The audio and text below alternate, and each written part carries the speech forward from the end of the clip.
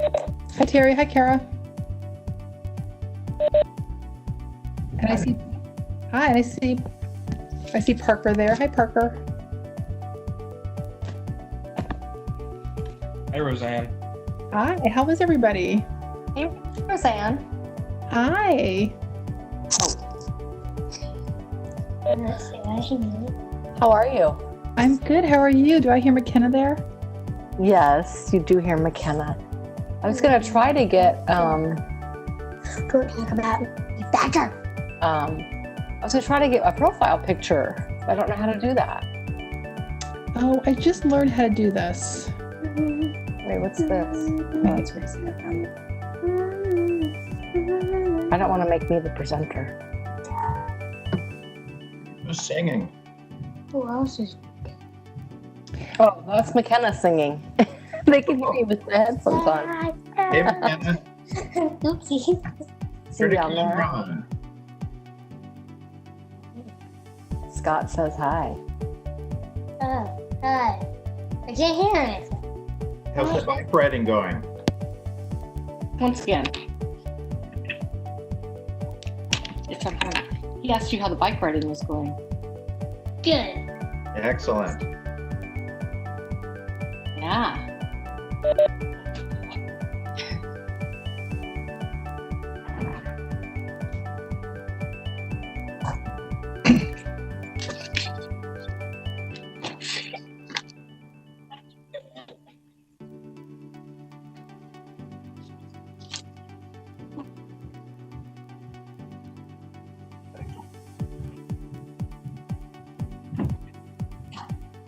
Hey, Terry, just FYI, I can hear these conversations on the live stream right now.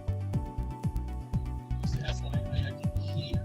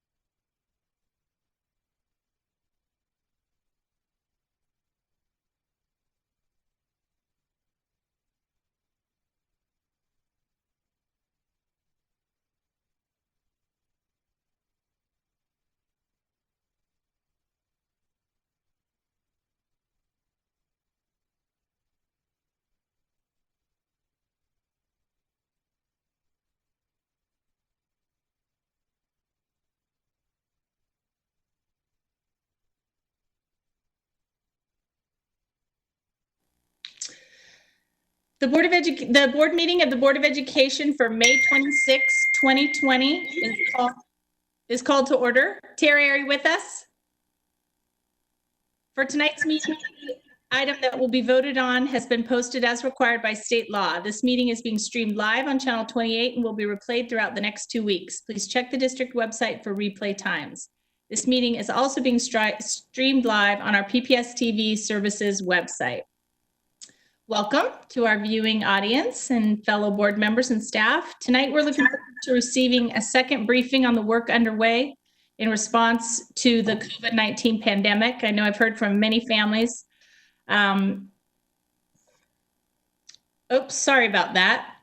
We'll get some updates on that work as well as have the major presentation of our proposed budget. We'll also hear a bit about the experiences of our seniors, including hopefully Maxine. So first order of business is our business agenda. At this time, we'll vote on the business agenda. Board members, are there any items you would like to pull for discussion? I have a couple of questions relating generally to contracts. I notified. Okay, do you want to pull the items or shall we vote on the business agenda and then follow up with the questions? I want to call the mercy rule for Emily. So if I can ask him, if I could just ask him now versus having her wait till the end of the session. Great, thank you. So my question is around just contracts as they're coming to the board and how services are being provided. So we have our general employment contracts for our employees or for labor. And then we have a second set of contracts which all relate to just service providers who provide services on a contractual basis. So my question, and these are just generally as we roll into this next school year and have a host of contracts that are going to be coming before us.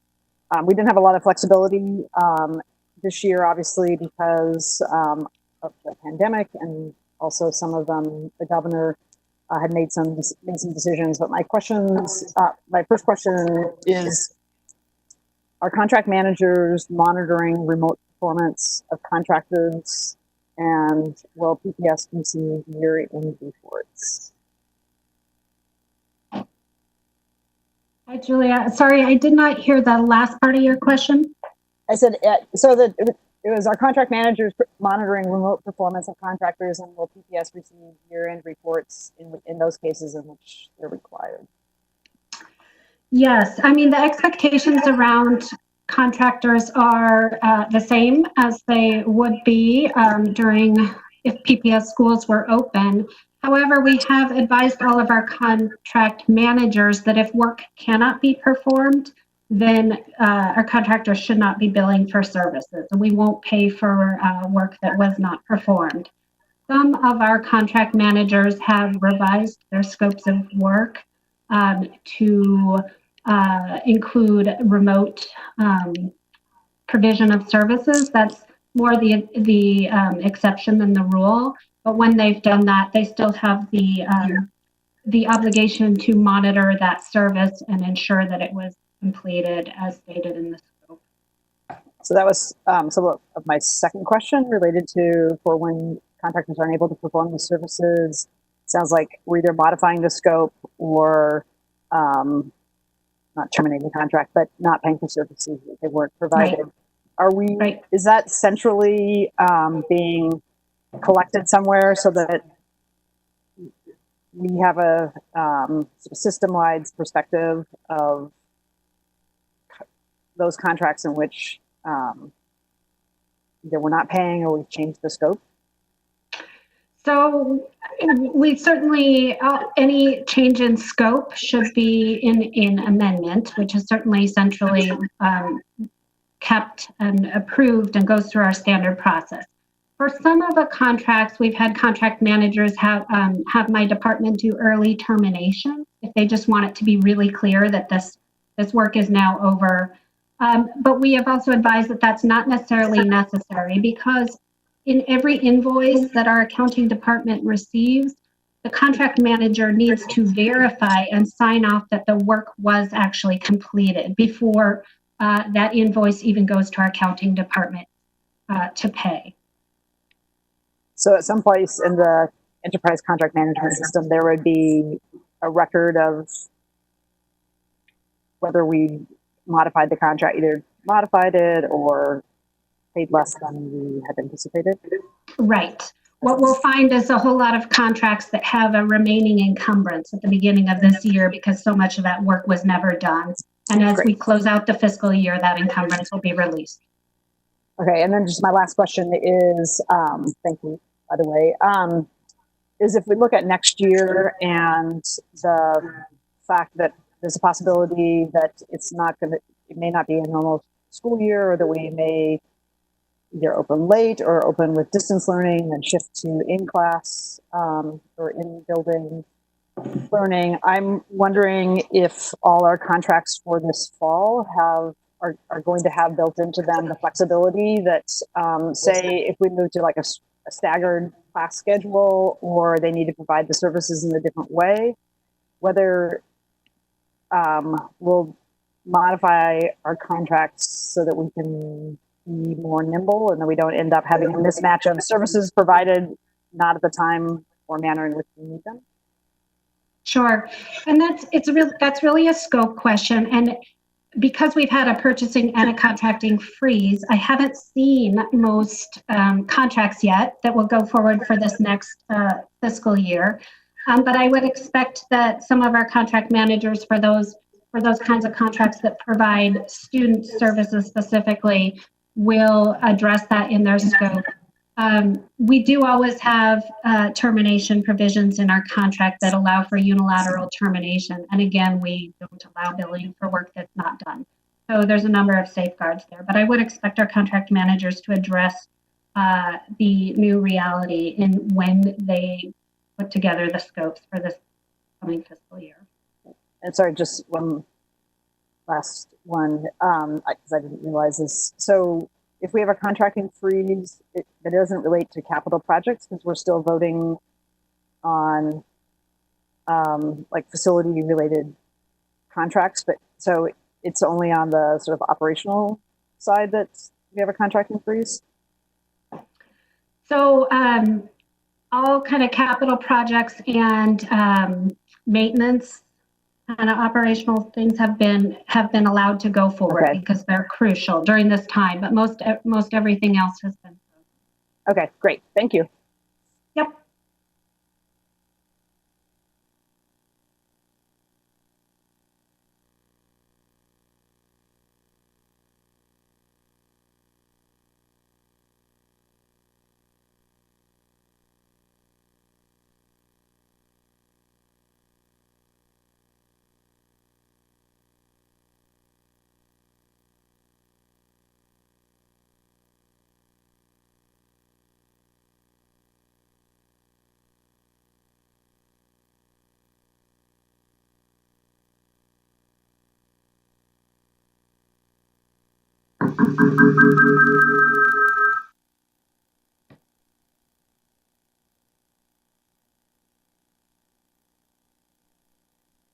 Anybody else not hear anything?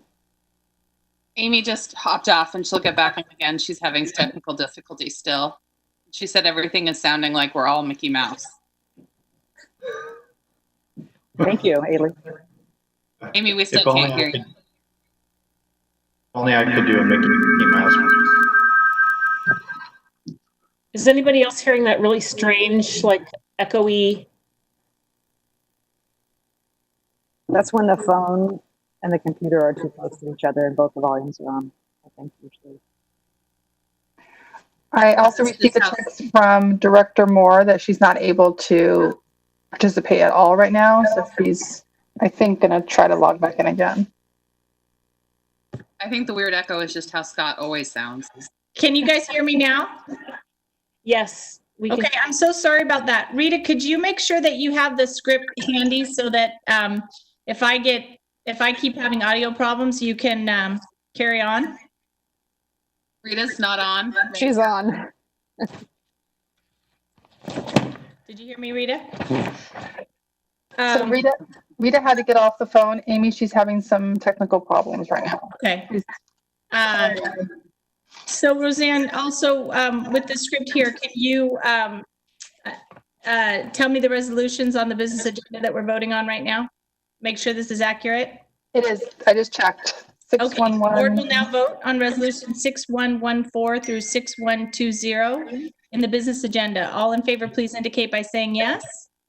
Yes. Yes. Amy, we didn't have a motion.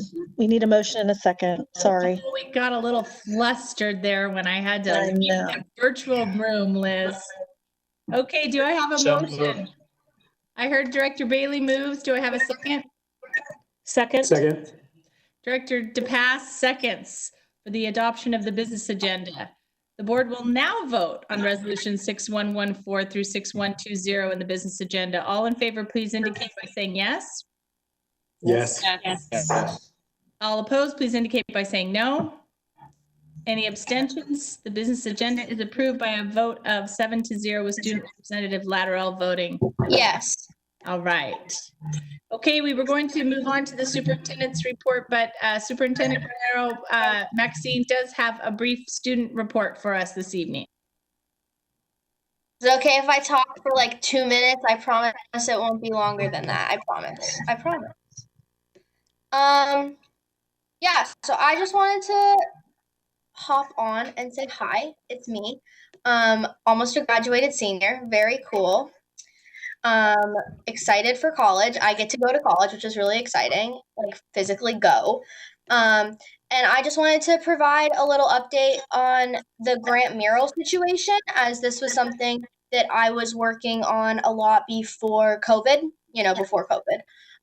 And I just wanted to say that for our grant community, and especially for the Native American Student Unit grant, just like as an update, that there isn't going to be a resolution, and so the board, we won't be doing it in a board meeting, since it isn't a policy issue, and instead the superintendent will approve it, which is very cool.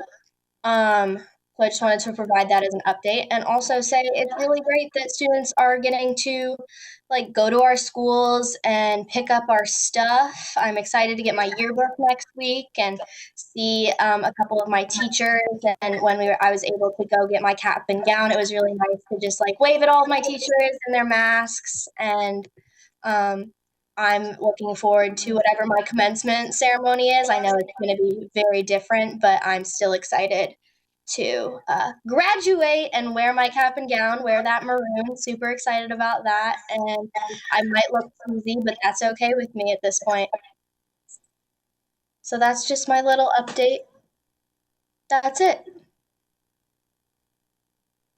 Thanks for letting me talk. Thanks, Max. Thank you, Maxine.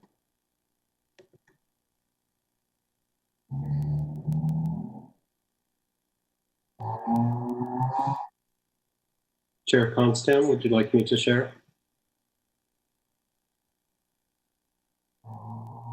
Roseanne, can I be heard? I'm having a little technical difficulty. I can hear you. Okay. I can hear you as well. All right. Good evening, directors, and for everybody listening at home, catching tonight's regular meeting live stream. We're coming off an extended 4-day weekend if you're an employee of PPS, and coming off of Memorial Day weekend. I just want to acknowledge and pay my respects to all our servicemen and women who served and sacrificed for our country and for our freedoms. It's also a unique time because we have the pandemic circumstance, and we have a lot of impacted lives there as well. I just want to acknowledge that. For my report tonight, I just want to recognize we have a pretty action-packed and dense agenda this evening. The main entree consists of a strategic plan update. Where are we in the development of it? We agreed with board leadership that it would be important to provide that context as we get into a conversation about our resources. And tonight, per the budget calendar, is the evening when we share our proposed budget. So we'll provide an update there. It is a changing financial situation, and we'll highlight those changes as well.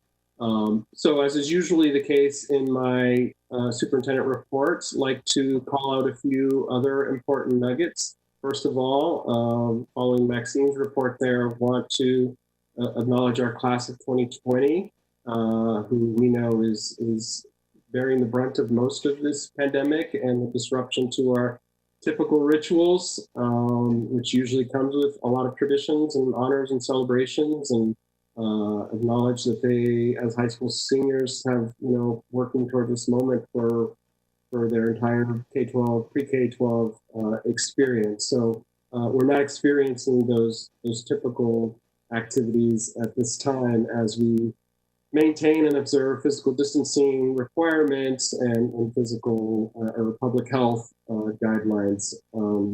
So we won't be, and it shouldn't surprise people, unfortunately, can't host those large group gatherings.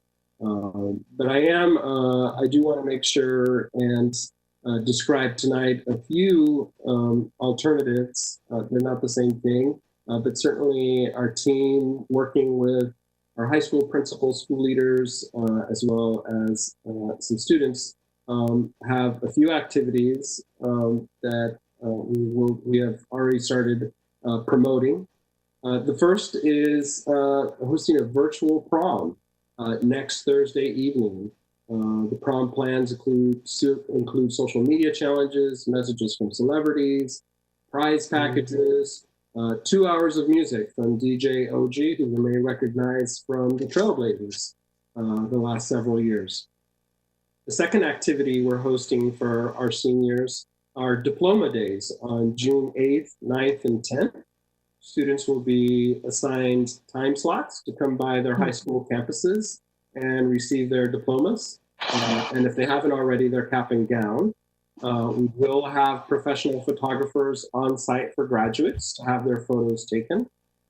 Details and logistics are being provided by high schools to each of their respective seniors.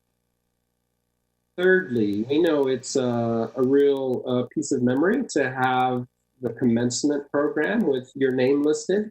PPS is going to continue to produce traditional commencement programs for students and families to commemorate the occasion. We're also creating virtual programs for every high school.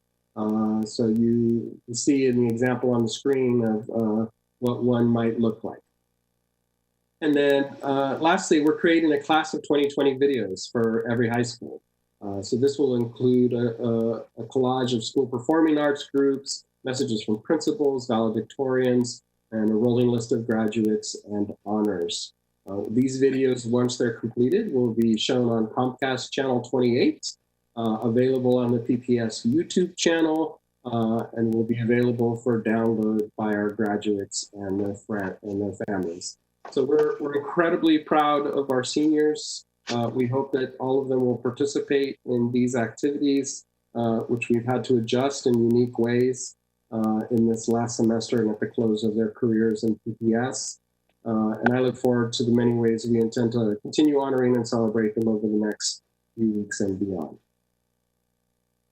Moving on, just a quick little update on home-based distance learning and where we are at this point. As you know, work continues with our educators and students across all grades in virtual classrooms and lessons. Our nutrition hubs continue to serve our students, and along with district and community leaders, continue to advocate for continued supports. PPS HD, our home-based distance learning program, now in its 8th week.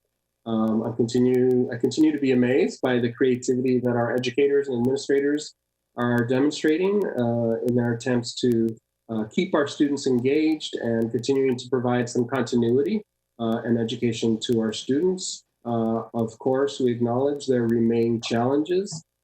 This is an effort that was rolled out almost overnight and without much of a runway. We've heard a range of feedback, and thank you for sending those our way. And we've also learned that some students and families have expressed that in some ways there have been some benefits to this experience, which we'll also learn from. I continue to say that this online learning experience alone will never be an adequate substitute for in-person, face-to-face learning with our educators. But I do believe there are many ways in which we are getting better and better at this. and appreciate sort of our teachers' efforts to maintain connection with students and among peers. So we're learning a tremendous amount. We continue to be grateful for everybody's patience, flexibility, and determination at this time, and kudos to our school administrators and central office staff supporting folks in this effort. We're continuing to provide meals at our nutrition hubs, where we're also distributing education kits and other learning materials, information about and access to basic services and interpretation services are also there when needed. We're now at over 550,000 meals. That's over 500,000 meals served in the Portland Public Schools since we opened our nutrition hubs in March. So kudos to our nutrition services and all of our support staff who are there at those hubs supporting that effort. And even though the demand has slowed, we continue to provide computers to any student who expresses a need for a device or for internet connectivity. And we are proceeding with that work in partnership with the Fund for PPS and Comcast. And speaking of our partner organization, next slide, the Fund for PPS, I want to share with all of you some exciting news. As you know, from the moment this crisis started, our PPS educators, like so many in our community, jumped into action, finding innovative, caring ways to center our communities most impacted. They're a living expression of what we hope for in all of our adults who support students. They're adaptive, caring, and community-minded. If those qualities sound familiar, it's because they're elements of our educator essentials from our very own vision. So thanks to so many educators and members of our community, the Fund for PPS has raised close to $30,000 in less than a week, with close to over 300 donors contributing an average of $95 to the Coronavirus Relief Fund effort. And this was possible with support and partnership of the Portland Association of Teachers, who as an organization also made a generous contribution of $40,000 to help galvanize the community to also give. So that makes a total of an additional $70,000 and counting in support of PPS families. So thank you to PAT, to our educators, and to the generosity of the members of our community who've made that remarkable contribution possible for our neediest students. Thank you. And speaking of thanking and recognizing our educators, if we could move on to the next slide. We've seen so many of our educators step up during this time this spring. No surprise, the creativity and the dedication that they continually express. And some of our best and brightest, as you know, there's an annual opportunity to recognize them. And I want to call out 5 individuals who teach here in the Portland Public Schools. Recall that the Oregon Teacher of the Year program is presented by the Oregon Department of Education in partnership with the Oregon Lottery. And part of the process involves identifying regional teachers of the year. And I'm proud to say that we have 5 PPS educators that we're recognizing who have been selected. The first of those is Madison High School's teacher, James Jeffrey West. He's been named a 2021 Oregon Regional Teacher of the Year. Mr. Jeffrey West is in his 7th year at Madison. It's his 22nd year as a teacher, and one for the region covered by the Multnomah Education Service District. Mr. Jeffrey West is a social studies teacher. He's one of 15 regional winners who are now nominated for the Oregon Teacher of the Year Award. As you recall, Mercedes Munoz from Franklin High School won the statewide award last year. So congratulations to Mr. Jeffrey West. I believe he's watching this evening with his wife and children. Congratulations on this recognition. Mr. Jeffrey West has been a champion of ethnic studies, AP psychology. He's worked on the Ethnic Studies Oversight Committee, and he's currently supporting the state of Oregon's effort on that content panel. So congratulations to James Jeffrey West. A number of PPS educators have been also honored by On Point Community Credit Union 2 PPS educators are finalists for Educator of the Year with them. Finalists will each receive a $5,000 cash award plus an additional $1,500 for their schools for resources and supplies. Educators of the Year winners will have their mortgages paid for 1 full year. Additionally, their schools will receive a $2,500 donation for resources and supplies. Allie Heron is a kindergarten teacher at Marysville Elementary. Here's some of what On Point said about Ms. Heron. Allie's ability to connect deeply with her students and provide the social emotional support necessary to build trust and confidence in learning provides her kindergartners with the foundational skills to succeed as they begin their journey as learners. Allie is a leader in mindfulness education, both at her school and in the Oregon education community. Congratulations, Allie Heron. Matt Sten, he's a modern world history and government economics teacher at Cleveland High School. Mr. Sten's award profile states, he teaches history as a story and provides students multiple ways to understand, explore, analyze, and create. Example projects include oral history portfolio, capitalism versus communism, autobiography on Malcolm X, and Latin American hero baseball cards. He also regularly has guest speakers in his classroom, including Governor Brown, Senators Wyden, Jeff Merkley, and Steve Durham. He has coached speech and debate, hosted many clubs in his classroom at lunch, and led the charge to use the IB learner traits. In addition, 2 PPS educators were named to On Point's Circle of Excellence. They will receive a $1,500 cash award plus an additional $1,000 to their supplies for resources and supplies. Dr. Alfonso Garcia Arreola, you may recognize him, often commended, is a 7th and 8th grade science teacher at Access Academy. Dr. Garcia Arreola's honor profile states that his collaborative approach to teaching helps students learn to think like scientists with an understanding of what science is, as well as an understanding of what science is not.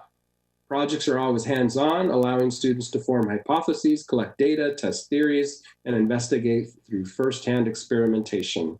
He's committed to student success and has mentored 32 teams in the Middle School Regional Science Bowl and coached students to more than 100 awards at the Intel Northwest Science Expo. He has also received numerous awards himself, including in 2017, he was a Science Communication Fellow for the Ocean Exploration Trust and the Robert E. Yeager Excellence in Teaching Award. Congratulations, Dr. Alfonso Garcia Arreola. And then lastly, Jesse Gardner teaches career and college exploration and hip hop literature, also at Madison High School.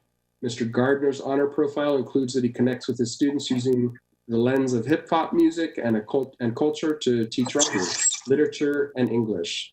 He weaves mindfulness, restorative justice, and student voice eloquently into the routines, rhythms, and rituals of his classroom. Some of his amazing lessons include a name poem that students perform in front of their class, a literary analysis on Raisin in the Sun, a music review essay, and Black History bio poems. Congratulations to these 5 outstanding PPS educators. We're very proud of you and grateful for your dedication and excellence in service of our students. Thank you. Next slide. We are in the month of May, and that makes it Mental Health Awareness Month. So we wanted to make sure and recognize that. What you see here is a screenshot of a video, Mental Health Matters, from our Student Success and Health Department. We shared the video across employee and school communities a couple of weeks ago. I'm grateful for the individuals and teams from the school base to the central office who do this critical support work every day. Their role has changed a bit in the last 2 months, as you might imagine, but they, like so many others in the district, have adjusted and adapted and shown great creativity in how they're serving and supporting others. Providing the environments, programs, and supports to facilitate student and staff mental health and wellness is essential, and we'll be talking a little bit more about that as we walk through our strategic plan update later this evening. This will continue to remain a central priority for us. Next slide. Wanted to say a few words. This pandemic that we're experiencing certainly has disrupted the norm for us. And exacerbated some stress in the lives of our students. staff and families. I know that families and students are anxious to know what the plans are for the fall. When will we return? How will it look when we return? And it's challenging to offer a concrete response to those questions. Frankly, because we are continuing to await guidance from the Department of Education and state leaders. But we are working closely and continuously with the Oregon Department of Education. We are working with other districts. We're formulating some possibilities. We do not yet have clarity about what the fall opening of school may look like. We are preparing some models that will afford us some flexibility and options. As those become more clear, we'll be sharing that with students and families. I can assure everyone we're moving as deliberately as we can, but of course we'll be observing health authorities' guidelines to ensure safe learning environments for both our students and our staff. So in the meantime, again, I'm grateful for everyone's patience. It's been a challenging spring for all of us, and I know we would all like some semblance of certainty about the future. But it's a little bit difficult to sort of really outline those details. We hope to get guidelines about fall reopening in the coming week or two. We've seen some draft language about what that might look like regarding some rules or guidelines for schools, and we will make sure to keep the community posted. In the meantime, we miss our students. Of course, we are anxious to have you all back, and my hope is that that day comes soon. And then lastly, this evening's main entree, we're going to be taking a deep dive into where we are in our continued work at developing a multi-year strategic plan that will provide a roadmap and a blueprint towards realizing our vision.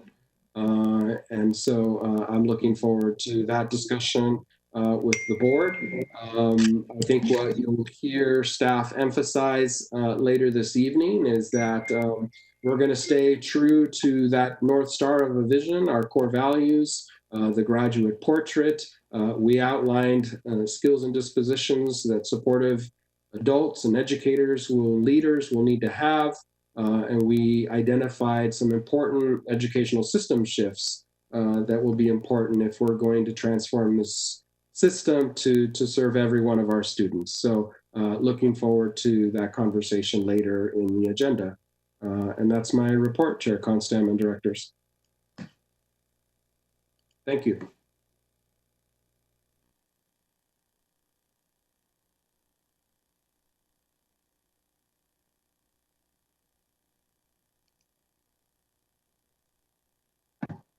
Amy, you're muted.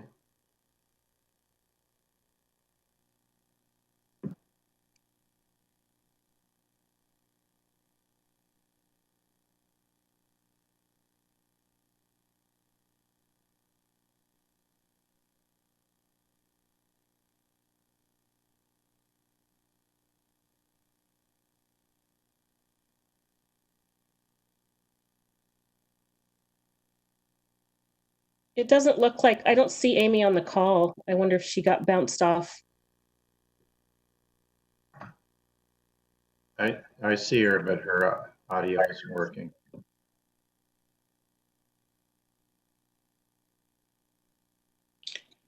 Can you hear me? Whoa, whoa, whoa.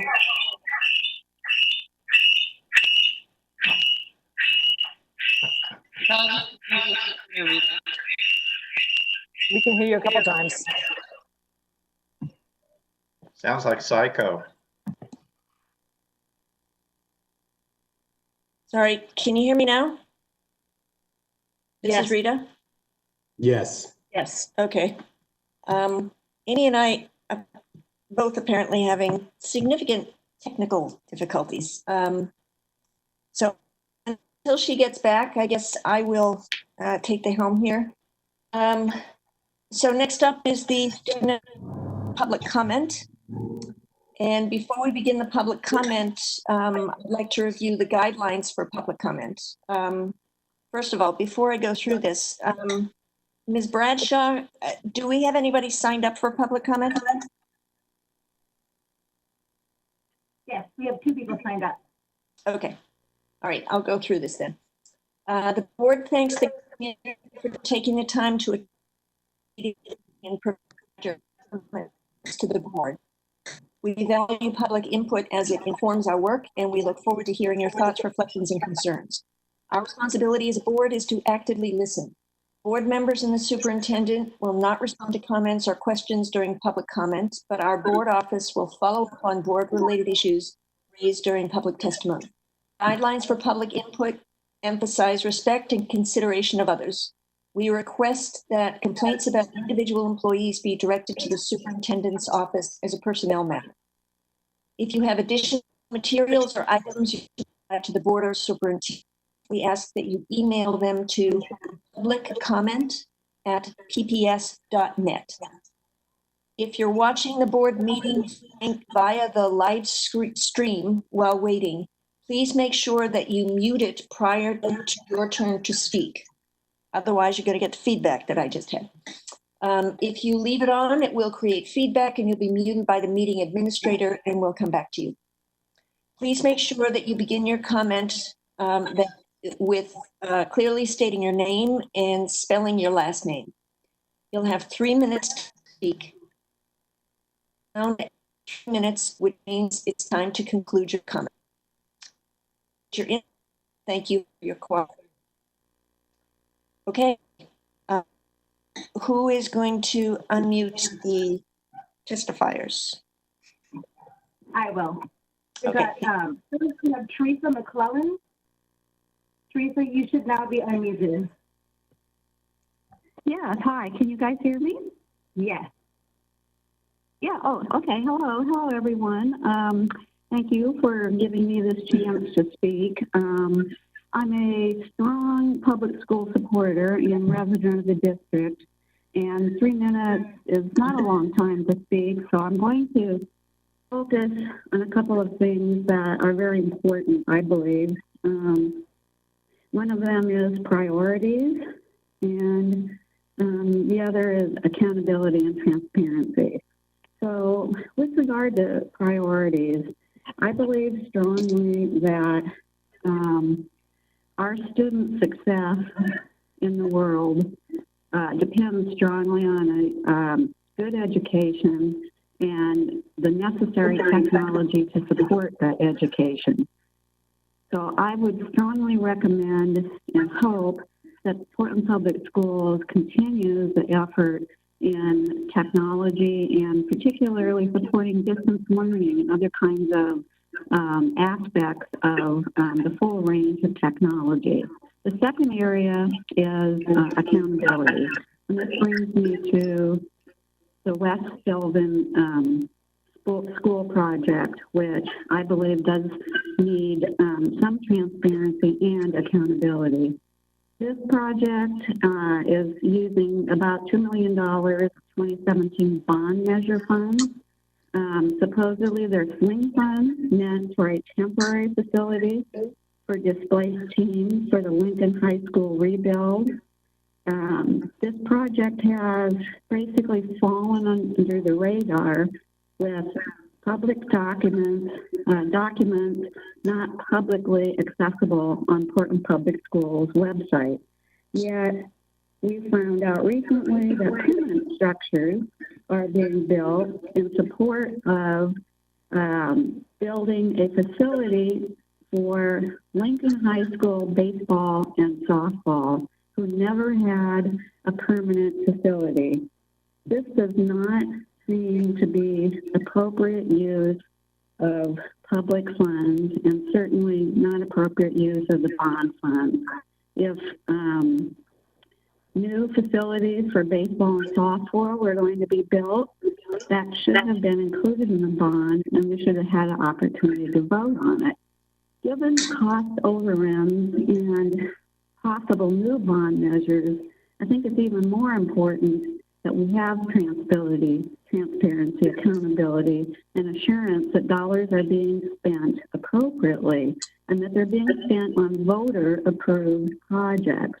So I'm requesting that the board actually do a more thorough review of the entire West Sylvan project, make a determination regarding its proper use of funds and whether it should even proceed. And also in the future, as I said before, with regard to responsibilities and priorities, I think the emphasis needs to be put on technology and academic programs that support all students. Thank you.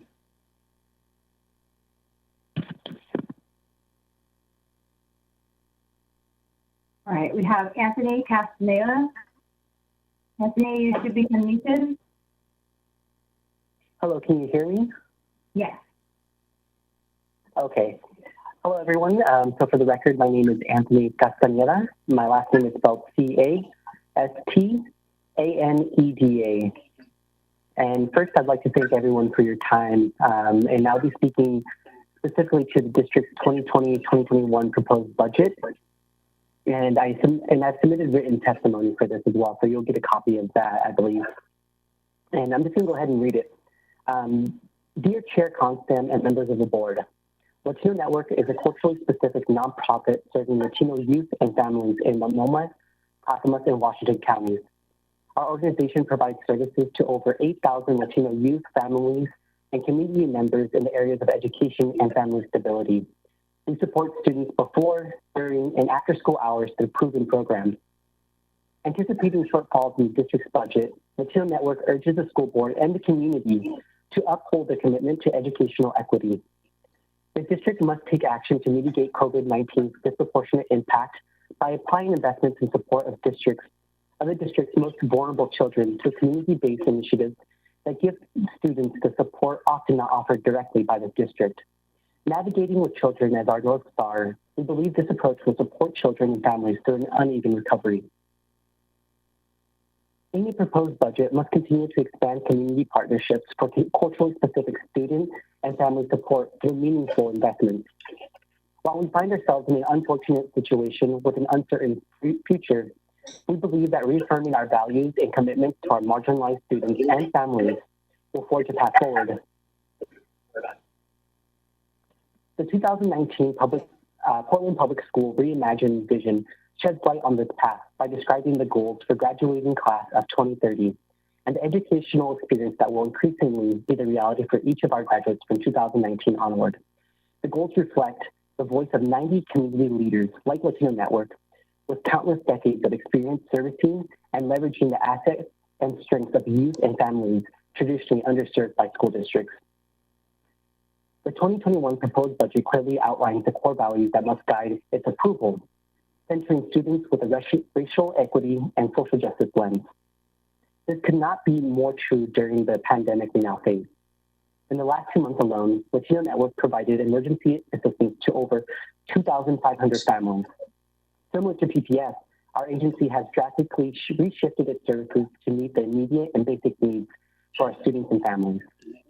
And again, thank you for your leadership during this public health crisis and your commitment to our district's children.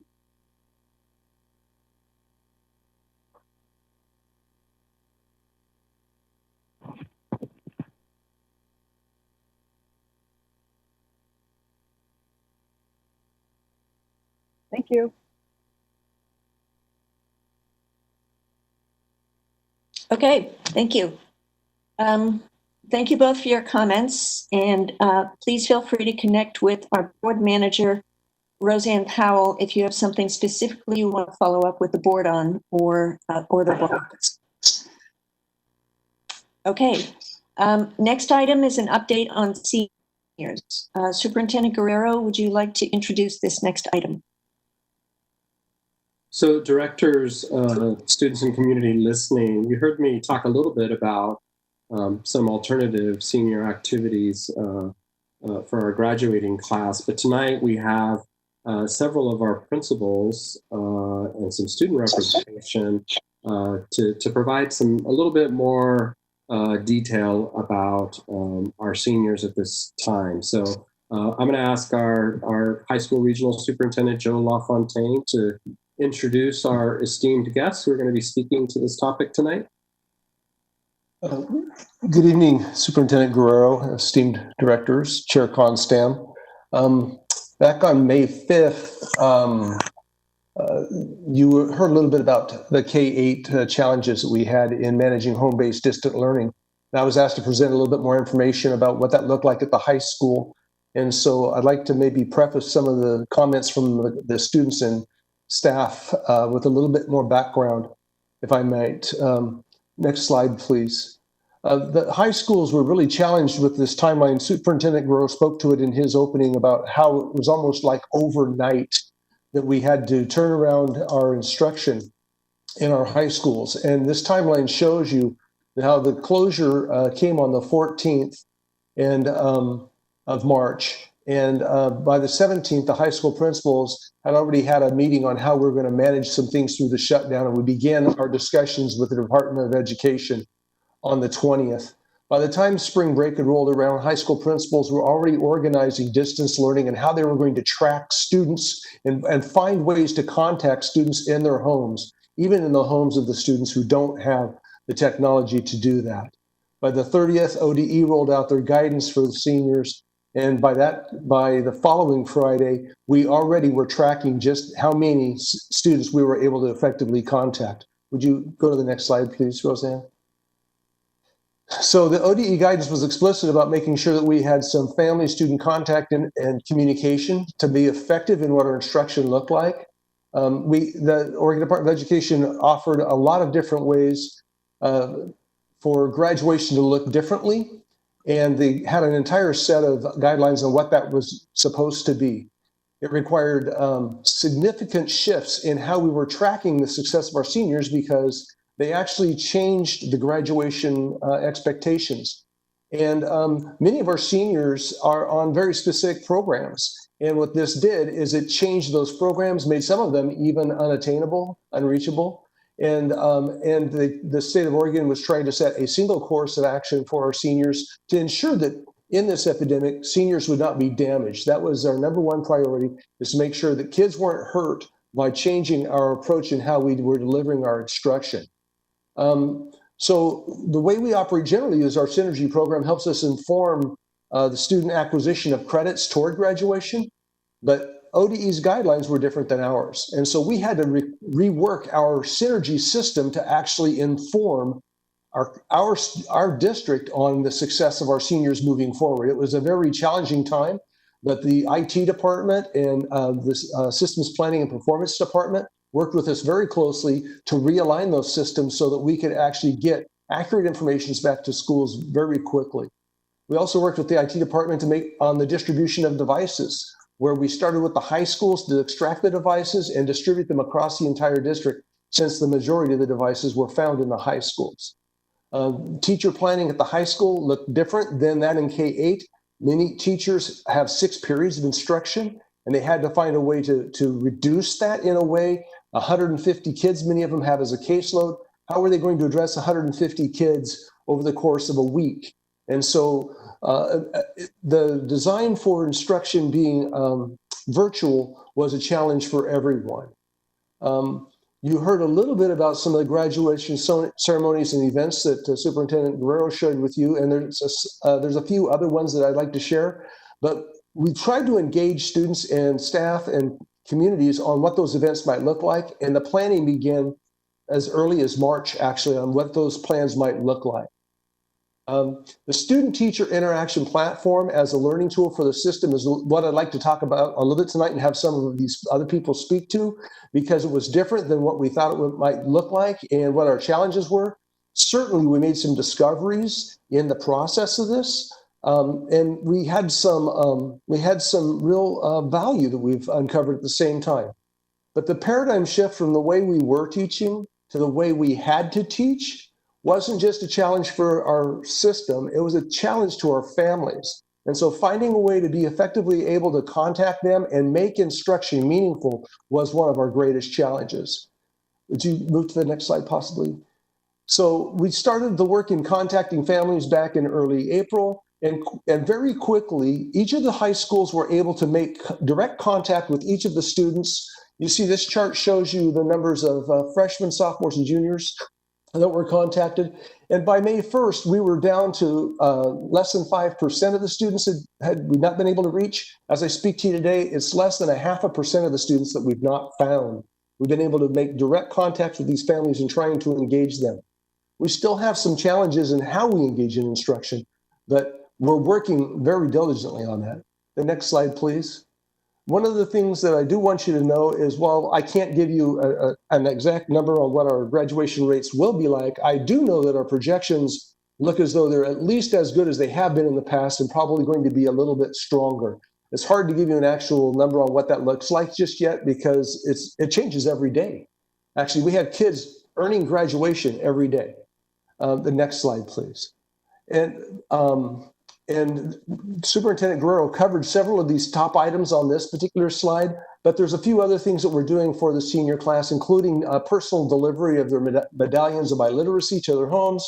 And we're also posting some lawn signs to celebrate our valedictorians and senior award winners. Special class gift, we're also looking at awarding something to every senior in the class of 2020, and a special gift as well. I asked to join us tonight a couple of principals, and I asked Parker Myris if he might join us, and I was thinking possibly student director Maxine Lateral might be able to chime in as well. But what maybe they could share a few of their experiences that they've had this year and what it feels like for them, and what some of the things that they've seen that are wonderful little discoveries, as well as challenges we have going forward. I think that they could tell you a little bit more.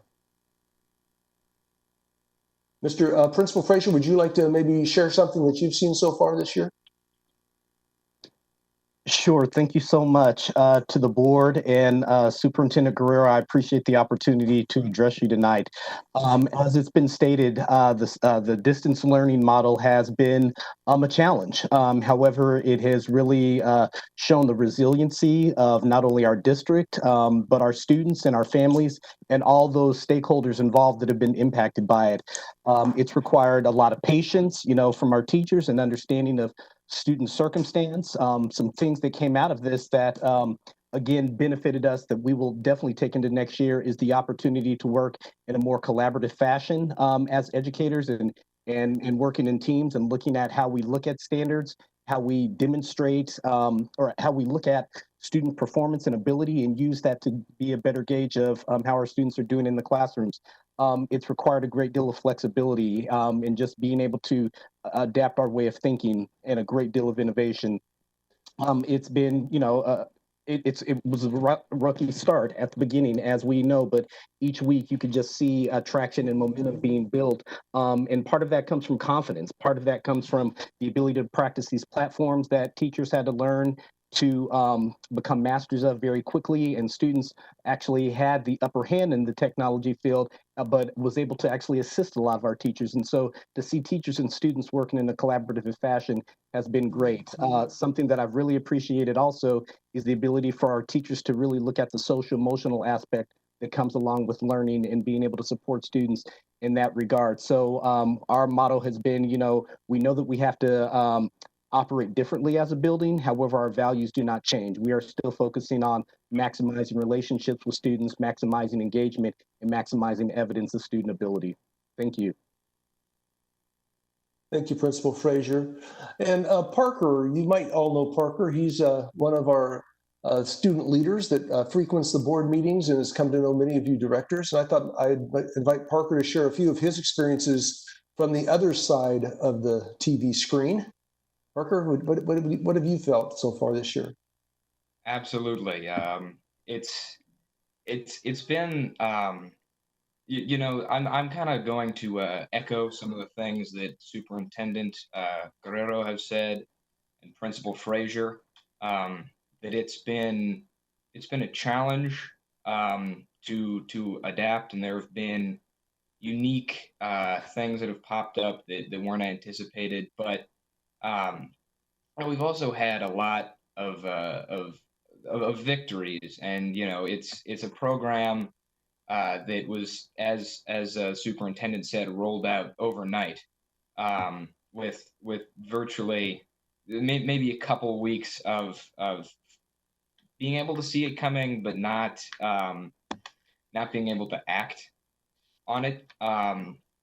You know, and I think that the shortfalls really come from the fact that it isn't in person, which is it's a challenge because it's a challenging platform, not due to any shortcomings of the fantastic educators, which is something I'd like to sort of shout out, if you will, my fantastic teachers and you know, all of the other educators from around the district that have really stepped up to rewriting an entire curriculum, and that's not easy, and mistakes are made. I think that the main thing is treating it sort of as school, but not in person, which it is not. It as the superintendent said, it can't replace in-person school, or a face-to-face in classroom situation. Something that I you know, I can speak to is the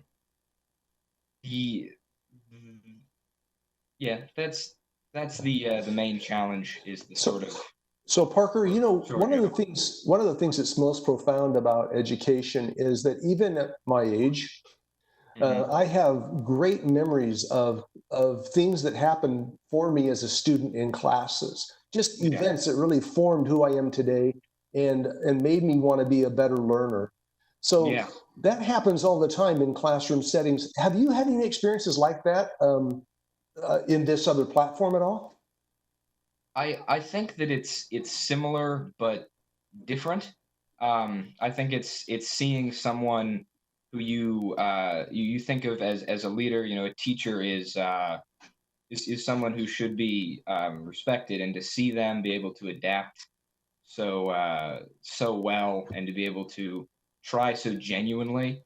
My mother's friend is a teacher in Forest Grove, and they were out in the backyard, 6 feet apart, of course. But she teaches elementary school. She was just going over how dearly she misses her students, and how much how much of a struggle it is both ways. Yeah, yeah. Maxine, how about yourself? I can hear you, Amy. Yeah. Great. I was wondering if how you can describe the engagement of your classmates in your live sessions with your teachers. Like, are there students that you just haven't seen? Is it pretty much the same kids who show up all the time? Can you tell us a little bit about that? There are, as you said, there's generally a core group.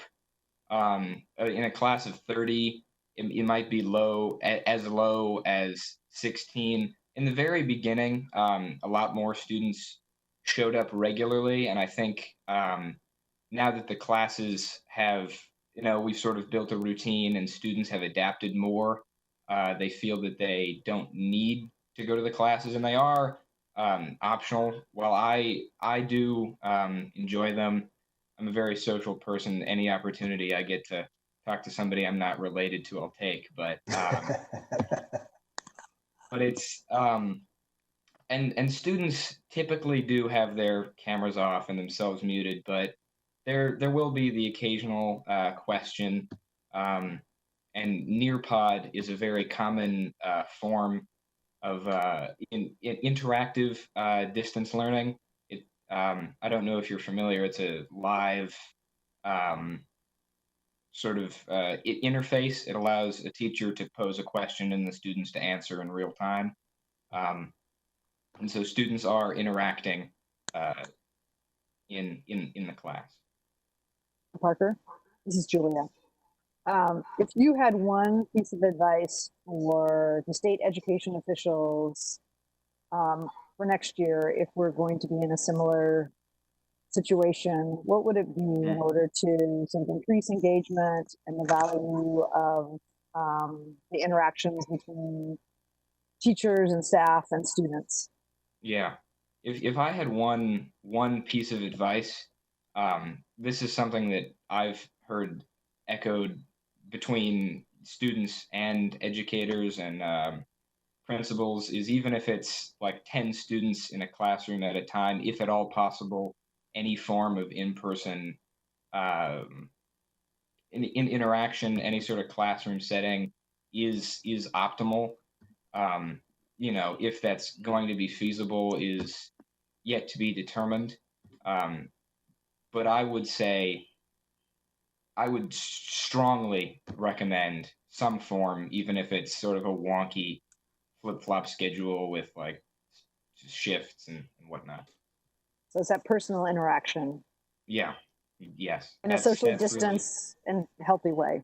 yeah. That's really how connections are made, and how, at least in my experience, an educator can best connect with students. Thanks, Parker. Does anybody have any other questions? I just thought I might give Maxine a chance to chime in on her thoughts about this approach. All right, thank you. Thank you, Parker. Student Director Lateral, did you have anything? Yeah, I'm here. I'm sorry. I just had my video off, so I just had to like figure out if my hair looked terrible. As one does in COVID land. Yeah, so my experience during distance learning has been unique because I'm a senior, so I'm not like stressed about school anymore. I kind of checked out.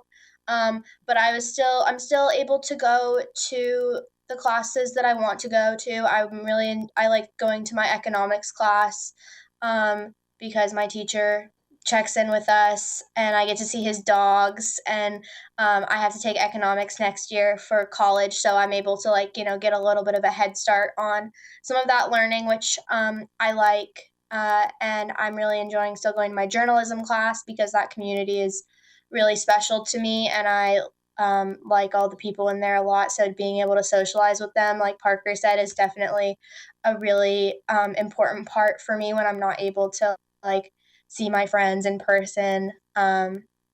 Obviously sad, but being able to communicate with them on a platform, and our teachers kind of creating opportunities for us to socialize. My economics teacher is going to have us do like some online board games next week for like our last class, which is really nice. And our teachers are still making sure that we get like our stoles and our cords, which is really nice. I have one of mine just hanging up before I take pictures with it, because I'm definitely going to get those pictures in anyways, even though I'm not, walking across the stage. I still get to do the senior things. But I'm just really happy that I was, in all of this mess where, what has been so many years of education leading up to this point. It's obviously sad, and like all of the seniors in the world are like, really, like it had to happen like now. It couldn't have waited a little bit longer. Like we couldn't. It's like summertime. It's fine.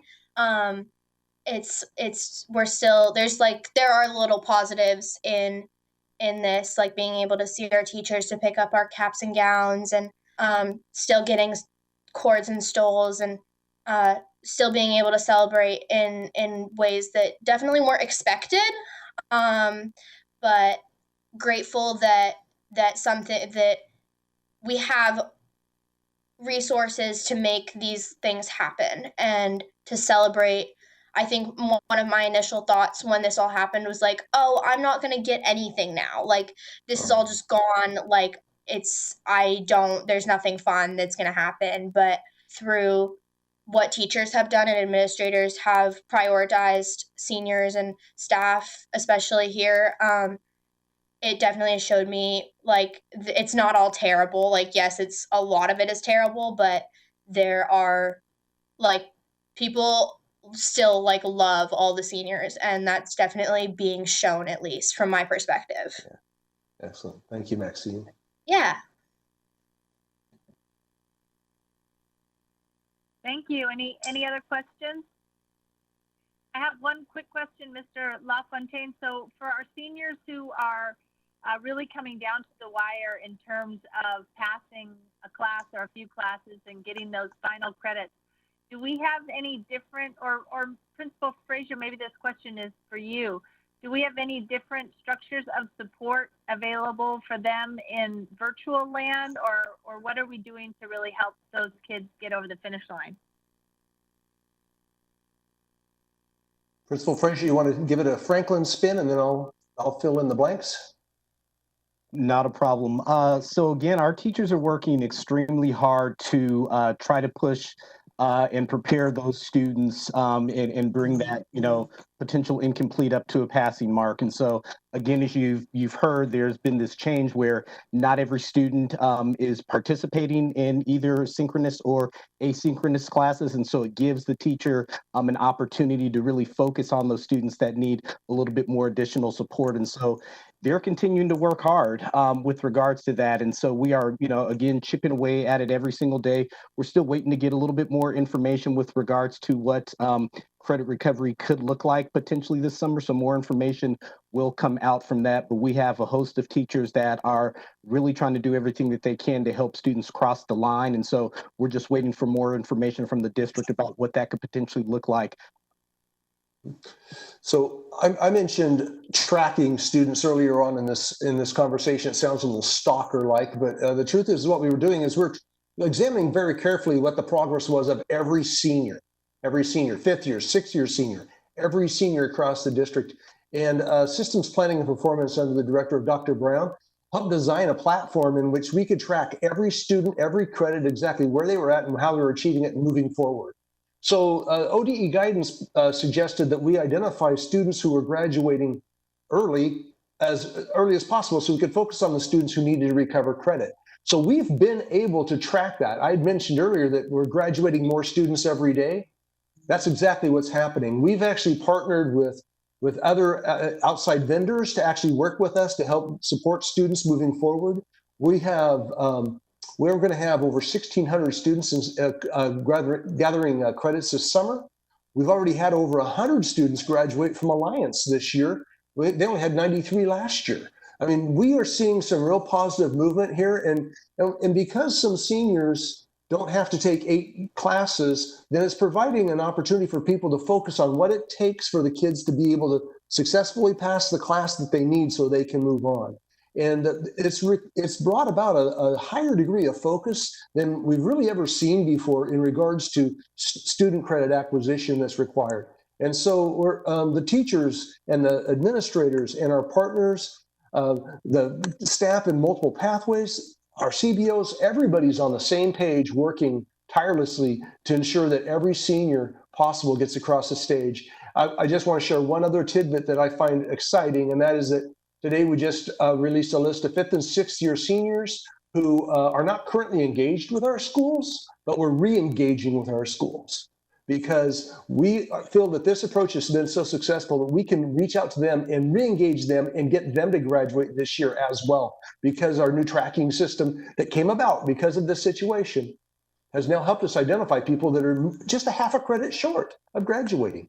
So we are doing some additional outreach even to ensure more kids have this opportunity. I want to thank you for the opportunity to speak to it tonight. So we're building some tools that are going to be helpful in the long run. Absolutely, yes. So I have a question for Maxine and Parker. I'm curious about your thoughts about the whole sort of concept of making things optional, and sort of you and other students thought about that. I've heard from I've heard the opinion of a lot of parents that was really like somewhat demoralizing, but I'm curious about what students felt about that. Yeah. Oh, am I going to go first, or are you going to go first, Parker? Go first. Great, thank you so much. At least from my perspective, I think that optional right now is like a completely valid option. Didn't mean to say it twice, but I think like mental health of students right now is, in my perspective, one of the most important things that a student can be aware of. That didn't make any sense, but like mental health is really important right now for students, especially because there's so many stressful events going on in our lives. Like, yes, there are always stressful events going on in our lives, but I think now more than ever, there's so much uncertainty. And so adding, and usually, school and schoolwork and homework is like built into that.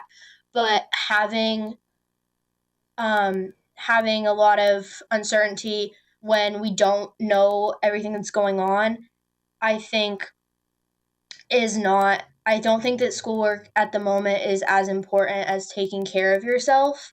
And I think that some teachers are definitely like hearing that from students. And so they're trying to, um, be responsive and say like, yeah, that's okay. I just want to make sure that like you as a person, like you're okay and that your family is okay. If you do some of the work or you come to class and you check in with me, like that's all I want is to make sure that like you're doing okay and that you're somehow stimulating your brain. It doesn't necessarily have to be by writing an essay or learning how to do math on your own because that's really hard to do. So I think that optional work is like a really good thing right now for a lot of students. Yeah, that's my perspective on it. Yeah, I echo a lot of that. I think there still has to be some balance of mandatory schoolwork just to show that you are sorry, excuse me, fulfilling the standards that have been set. But it really is a struggle more than I thought it would be. Um, I'm sitting at a nice wooden desk and with a roof over my head, and I just ate, and I'm struggling.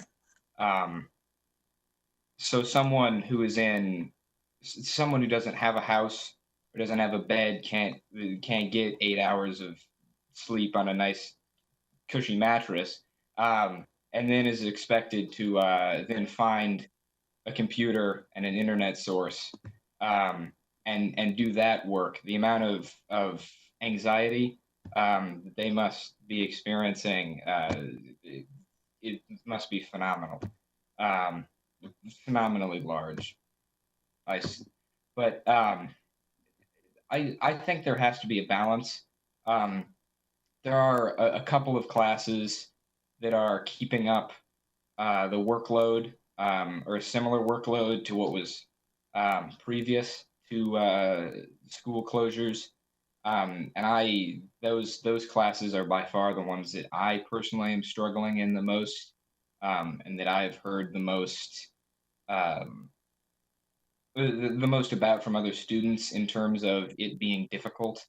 Um, and I think mental health right now is a huge, it should be one of your top priorities, because your whole, your what you have come to expect from school, from life, has been dramatically altered for time being.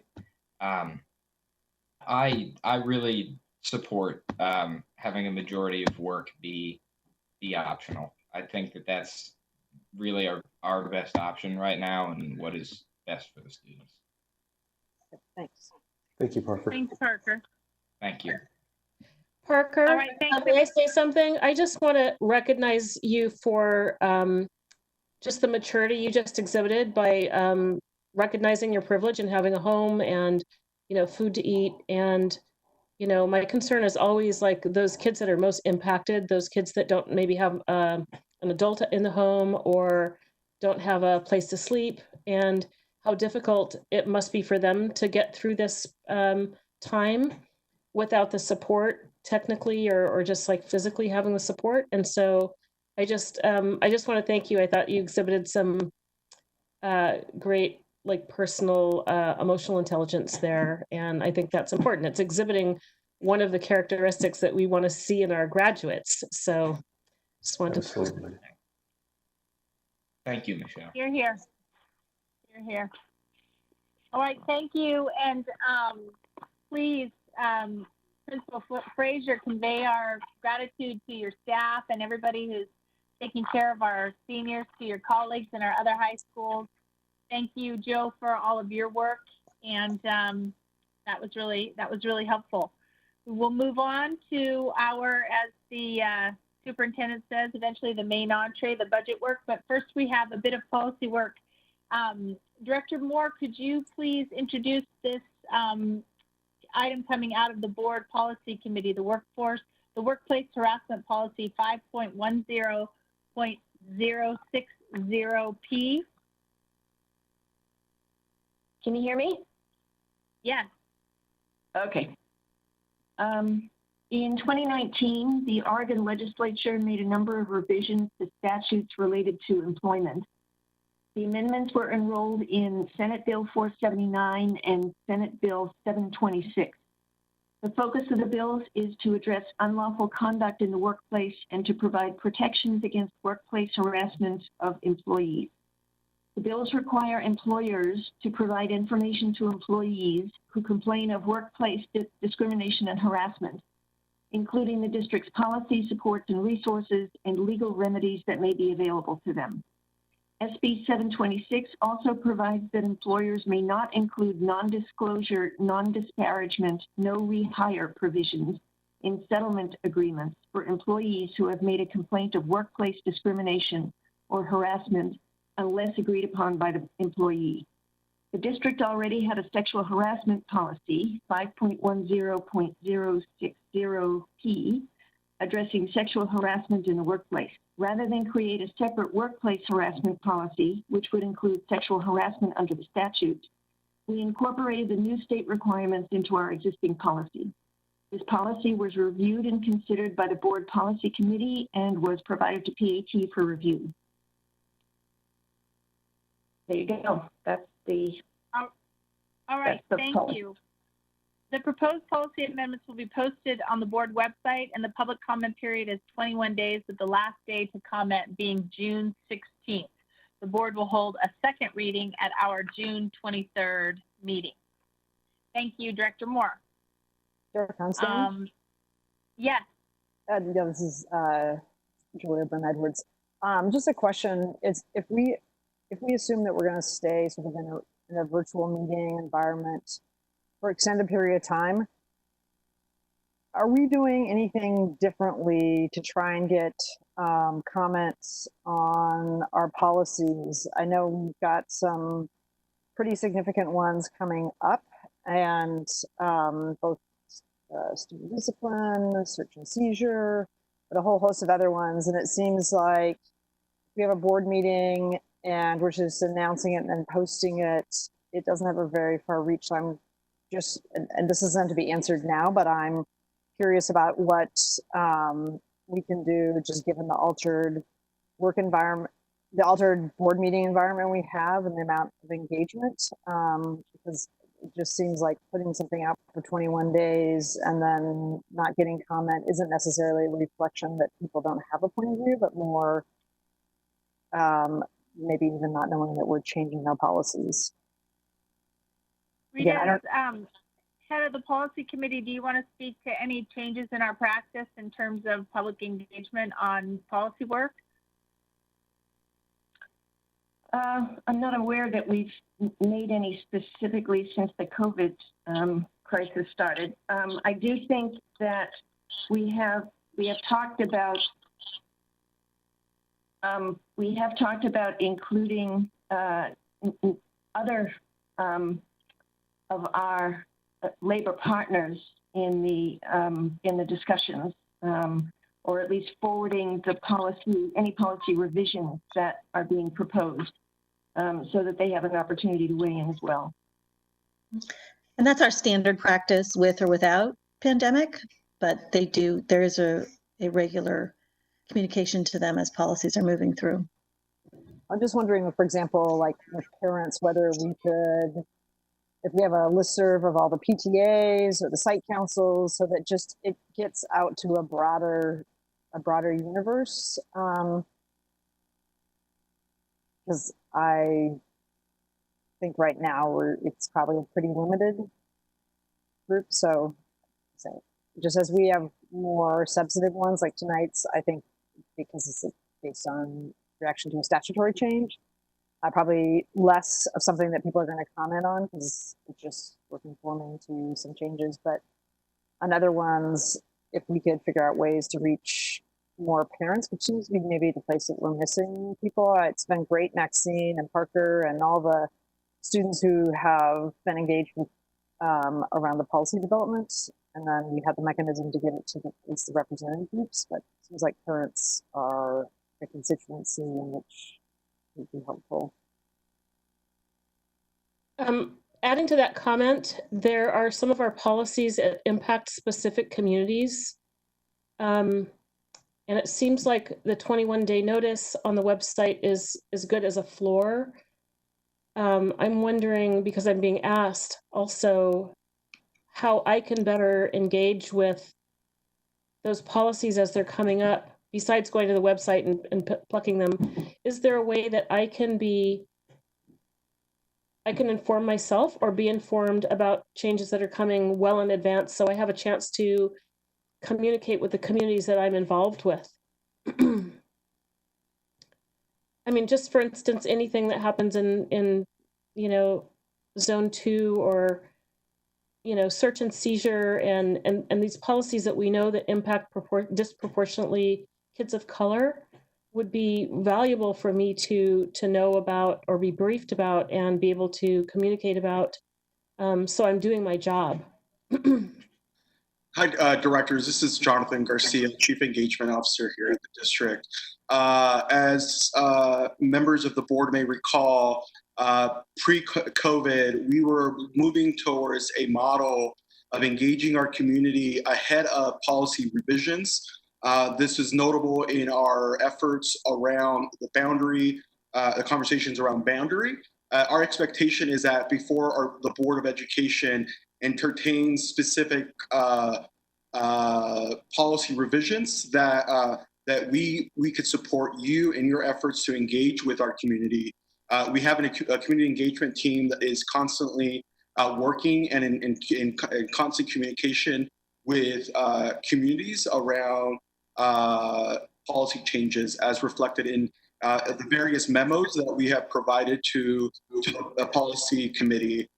Director DePass, I'm happy to work with our board manager, Powell, to think about how we might make sure that those memos and other documents are available to the broader board, and that I'll work with Director Roy, our head of communications, to make sure that we have ongoing places to make that visible in this new COVID reality where people are spending more time online.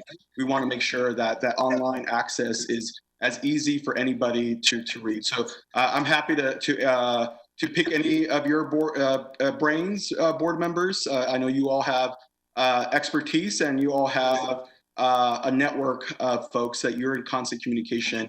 If our Office of Engagement is not in communication with the communities or the stakeholders that you are involved with or that you hear from on a regular basis, I would encourage you to either introduce them to myself or to our Director of Community Engagement, Shanice Clark.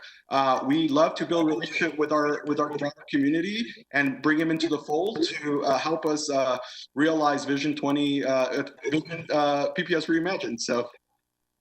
Thank you, Jonathan. That's great. You guys really, I do see you getting out in the community to the extent that you can. And I guess I'm just putting it out there that I would like to partner with you on that. The communications, just getting it out there. So we are signaling that we're all on the same team, and that we're offering an opportunity to hear from people if we've missed blind spots or whatever. So thank you so much.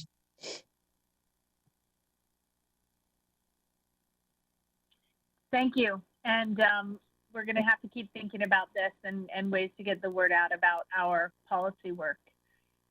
Superintendent Guerrero, we're looking to you next to bring forward your work around the strategic plan development, which segs perfectly into the presentation of the proposed budget. And I just want to comment on the very extensive budget message that you provided that grounds this whole process and grounds the specific framework for decision making in our strategic priorities. I learned a lot, in that document, and I'm sure it was a team effort, but really, really appreciate everything that went into that. Thank you, Chair Constam, for that. It definitely represents collective work, and it really attempts to provide a snapshot at this moment as to how we see our roadmap for system transformation. So I'm going to be joined this evening in this presentation, as we get it up on the screen, by various members of senior leadership, including our two deputy superintendents, Claire Hertz and Dr. Craig Cuellar, our executive chief of staff, Stephanie Soden, Dr. Russ Brown, our chief assistant performance, Jonathan Garcia, our chief engagement officer, who also serves as president of the fund for PPS, and our senior advisor on racial equity and social justice, Danny Ledesma. Joining us here this evening, however, are many cabinet level members, many senior staff who are prepared to dive as deeply as we are able to, and the constraints of the night allow us. But I will ask up front if you will allow us, indulge us to get through about 20 slides. We will keep it to 30 or more minutes. We will try to do that. I know we've reserved extensive time to get into a discussion, which we're very interested in hearing from our board members this evening. And before I launch into this update on our strategic plan development, which, you know, I have heard very clearly board directors wanting, you know, to sort of peek under where staff is with that work. I can assure you we've been just as anxious to share what's emerging as far as how we get to realizing the vision that our community is excited to see be true for our students. And we felt like tonight was an important evening to review that, because an organization's resources should value and prioritize that work. And so the exercise of attaching dollars to actions, we think, should be led by emerging strategic plan priorities. So that's sort of our goal for tonight. For those listening, there's, aside from this PowerPoint presentation that we're going to go through, sort of carousel style as staff, the board also received, to Chair Constam's reference, a rather extensive, yet another concise document from yours truly, a 30-page narrative of some of the highlights that we're going to review tonight. It's also important for the public to understand there's also a posted 2-volume set of our proposed budget proposal. And there's also some narrative up front in volume 1, which you'll hear echoes of in this presentation. So no shortage of reading material for everyone, but we're going to try to give you the 25-30 minute Cliff Notes version here this evening. So tonight's outline, we're going to take you on a little bit of a journey with us as we reflect about the context, the history that brings us to this time, and the possibilities moving forward into the future. So I've shared with you the artifacts that we have available that capture some of what we're sharing here tonight. But we want to make sure that students, families, staff, and the public have a window into our emerging thinking about our roadmap moving forward. So we're going to share our reflections, a little bit of our reflections on leadership, history, current context. Some of this will be familiar to those of you who have grown up here in the Portland area. It's been part of our journey and learning. Who didn't, we'll revisit our North Star, because that's our guidepost, our community-led vision, PPS Reimagined. We'll describe how our North Star connects us to our overarching commitment to racial equity, social justice, how our approach is a targeted universalism identified one, and it's going to lead us to the development of our bold theory of action. We'll discuss how our strategies, how our investments we believe will help us achieve the student performance goals, which the board has identified and which we'll continue to expand on over time. So hopefully you start to see the jigsaw puzzles pieces come together as we get into this conversation. So I'm also happy to present this evening sort of our emerging year one strategies of what will be an integrated part of a multi-year strategic plan, a much more comprehensive one. This first phase is centered around 5 prioritized system shifts. You'll recognize them from the vision. We prioritized 5 of them for the coming year that we felt were foundational, that spoke to the organizational shifts that need to take place. They described how the central office and its role works in partnership with our school communities to accelerate the work and outcomes for our students. After we describe those sets of system shifts and related strategies, we'll be presenting our proposed investment plan that, despite some sobering recent resource constraints, we're maintaining alignment to these focused priorities, vision, and values. So hopefully at the end of this presentation, you have a clear sense of the path forward as we imagine it, that we think will get us to becoming a premier school district. So moving on, slide 3. We're here tonight because collectively we believe in this power of a high quality, free public education, right? This beliefs requires us to be reflective, to be adaptive leaders. And for PPS, this means we have to empower everyone in the organization to build their technical expertise, their craft, their art, their content knowledge. And that we insist on this culture where we have to be adaptive, that we have to be able to reflect on not just our lived experiences, but demonstrate and also cultivate resiliency, which I think we're seeing examples of even just from our students and school leaders tonight describe. We have to be able to, our director comment earlier about an ability to convene diverse groups of stakeholders to address some of these, in some cases, thorny issues. We have to inspire everyone to join what should be a collective movement. The last 3 months have crystallized for us as a team that the current circumstances and the future might be uncertain. And some of the technical skills might have served us to that point well, but we're going to have to continue to rise up to the challenges that are before us. So how do we stay true to moving towards the North Star and not let the current delivery model or constraints of, but rather see opportunities in how we leapfrog into that kind of a future. So as a system, we're going to stay focused on leadership. We believe are going to be important by everyone in the organization and that collective ability to embark on positive change. So to dive a little bit into some of the chronology and the context upon which we're building, Danny Ledesma. Thank you. Good evening. So when a lot of times when we speak about our commitment to racial equity and social justice, we get nods of agreement. Folks are very sort of like, this is the right thing to do.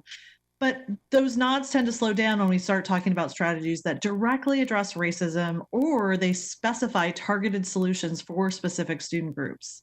And I think we think at PPS is that a lot of this is because as Americans, as Portlanders, we're really conditioned to believe that racism is this thing, it's a limited incident. It's something that's personal that you can prove. And at PPS, we know that in order to be able to address these pernicious opportunity gaps, we have to be really explicit about the role of race. And we also know that we have to be aware of our history so that we can be intentional not to embed oppression into our culture and into our classrooms.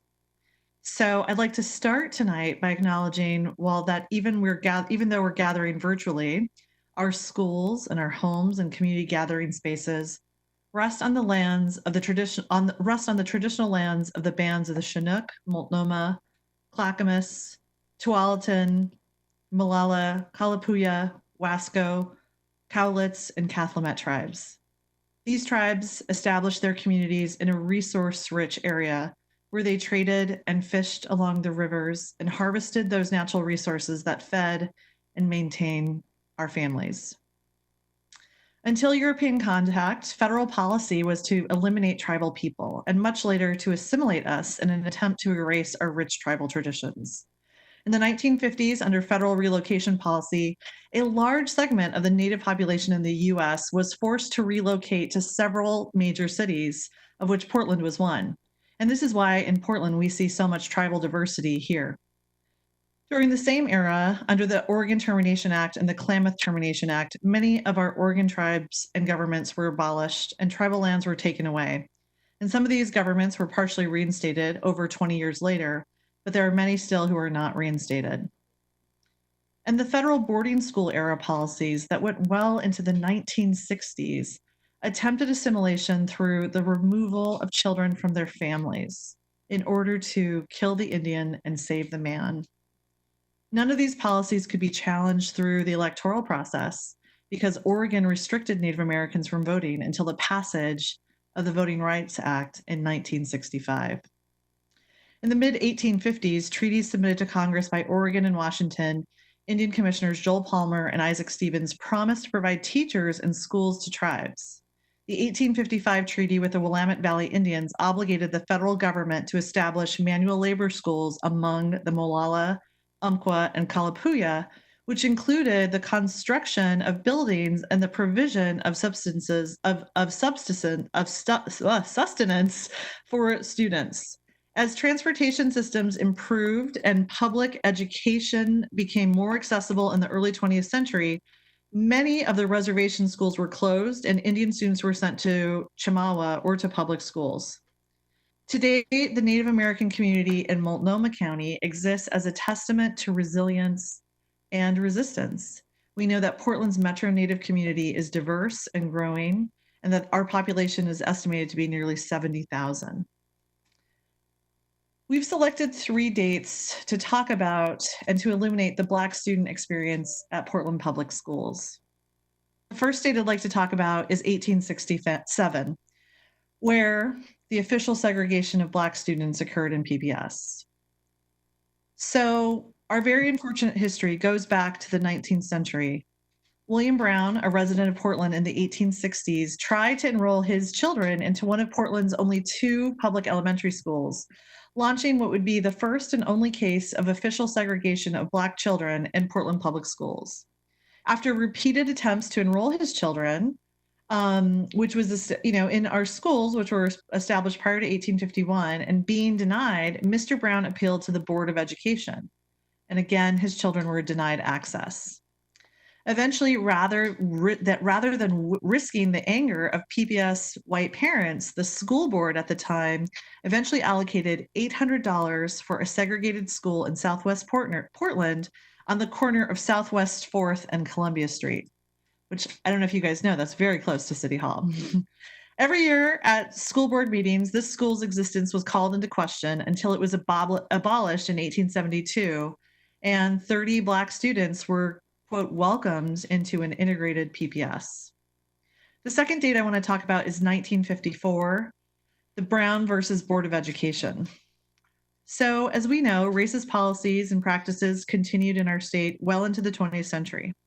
The PPS Board of Education took the position at this time that PPS had a policy of equal education and that it would take no action regarding segregation in Portland public schools following the landmark Supreme Court ruling of Brown versus Board of Education in 1954. This colorblind and unconstitutional view persisted unchallenged until 1962, when the local chapter of the NAACP accused PPS of being segregated and unequal for Black children. 1982, 3 decades later, to address the failure of the Board of Education to take action regarding the needs of PPS's Black students, the Black United Front, led by Ronnie Herndon, along with others, protested the school board's decision to locate Harriet Tubman Middle School at Boise Elementary School, eliminating the only elementary school within the Black community.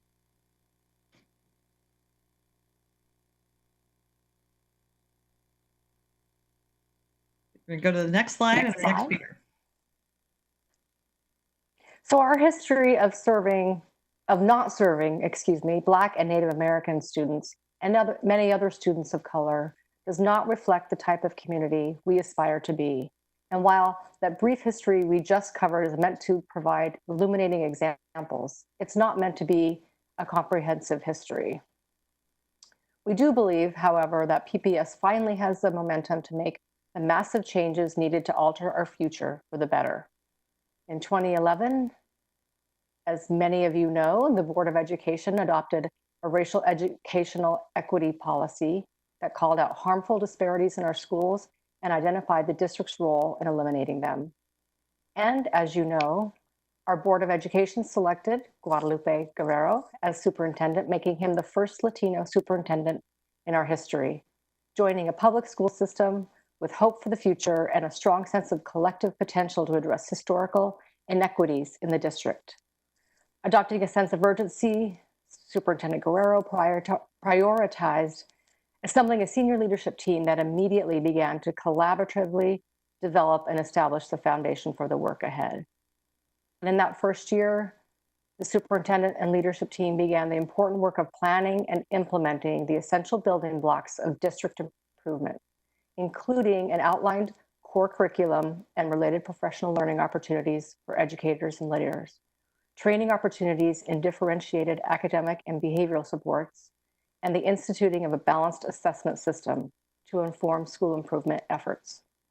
Since the superintendent's arrival, almost every single department in the central office has solidified its core functions this school year and identified key focus areas to improve on towards greater system coherence and effectiveness.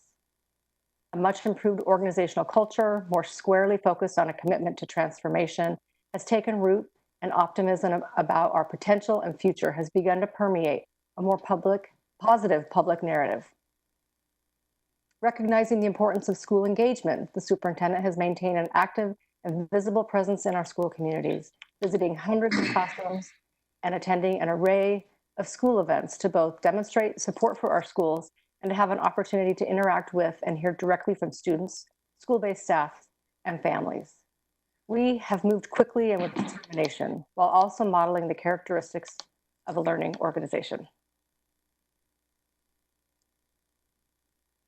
Hi, everyone. Again, this is Jonathan Garcia, Chief Engagement Officer. So if you recall, last August, in front of hundreds of school administrators, central office leaders, and community and civic leaders, Director Scott Bailey danced away. No, Superintendent Guerrero kicked off the year at our second annual week-long Leadership Institute. That is a picture there of that fun Friday morning. If you remember, we launched this year really with a deep sense of urgency to accelerate student achievement and with deep optimism that a brighter future was indeed possible in public education throughout Oregon. A few weeks earlier, and that morning, Governor Kate Brown joined us after she had signed the historic Student Success Act, which provided $1 billion to support targeted public education investments across the state. In our third year under the superintendent's leadership, under Superintendent Guerrero's leadership, PPS continues our steadfast commitment to accelerating student achievement, and as you heard in today's context, especially for Portland's Black and Native American children. As you all know, with a community-informed vision, we have focused this year on developing a multi-year strategic plan that guides our decisions at the system level and investments to realize the vision for our graduates in the larger learning ecosystem. We've spent this year really promoting a culture of continuous improvement and professional learning for our educators and for our leaders. And lastly, we've been really focused on leading with a deep commitment to racial equity and a bold commitment to social justice, really centering the students most in need of our resources and our strategic decisions. Since the Board of Education so awesomely and unanimously adopted PPS Reimagined as the district's North Star back in, was it June, July, or August of 2019, across the system, we have begun to integrate the tenets of the vision into our plannings and our programming. And I want to give you a couple examples of how that's already manifested itself. In the Office of College and Career Readiness, led by our Senior Director, Dr. Aurora Terry, she's convened all of our district high school principals and our community-based CTE partners to begin aligning the district's 4-year high school success plan to our vision by mapping out the graduate profile with high school learning.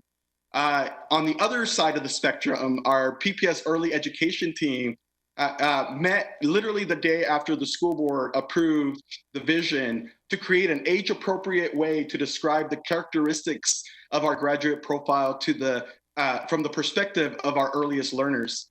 And as you all know, one of the things that our superintendent is really focused on for the school system is to redesign the middle school experience for our young people. So the middle school redesign team has been beginning to utilize the graduate profile to prioritize the key areas that we need to emphasize to have an ideal middle grades experience for all of our students, knowing that these middle grades are some of the most formative years in our students' identity and development.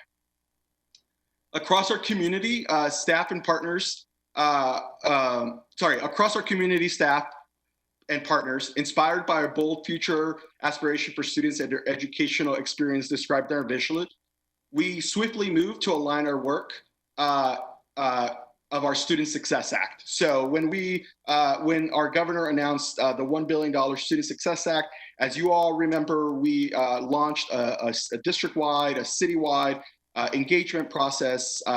We carried that spirit of innovation, of engagement, of collaboration that we cultivated in our visioning process into the planning of our Student Success Act investment account. And so to keep with our focus of accelerating growth for students of color, for our Black and Native American students, staff collaborated with the community and several organizations to engage with students, families, staff, community partners to elicit feedback and input into the planning and application process. We heard from and partnered with the Coalition of Communities of Color, Stand for Children, and even our Portland Association of Teachers who in partnership, we just released a district-wide survey to gather feedback about the needs and how we might use the resources, the financial resources to move the vision forward. As you all know, more than 2 months ago, we were thrown into this unprecedented reality of the global pandemic. Our schools have been closed, but our commitment to educating our students remains the same.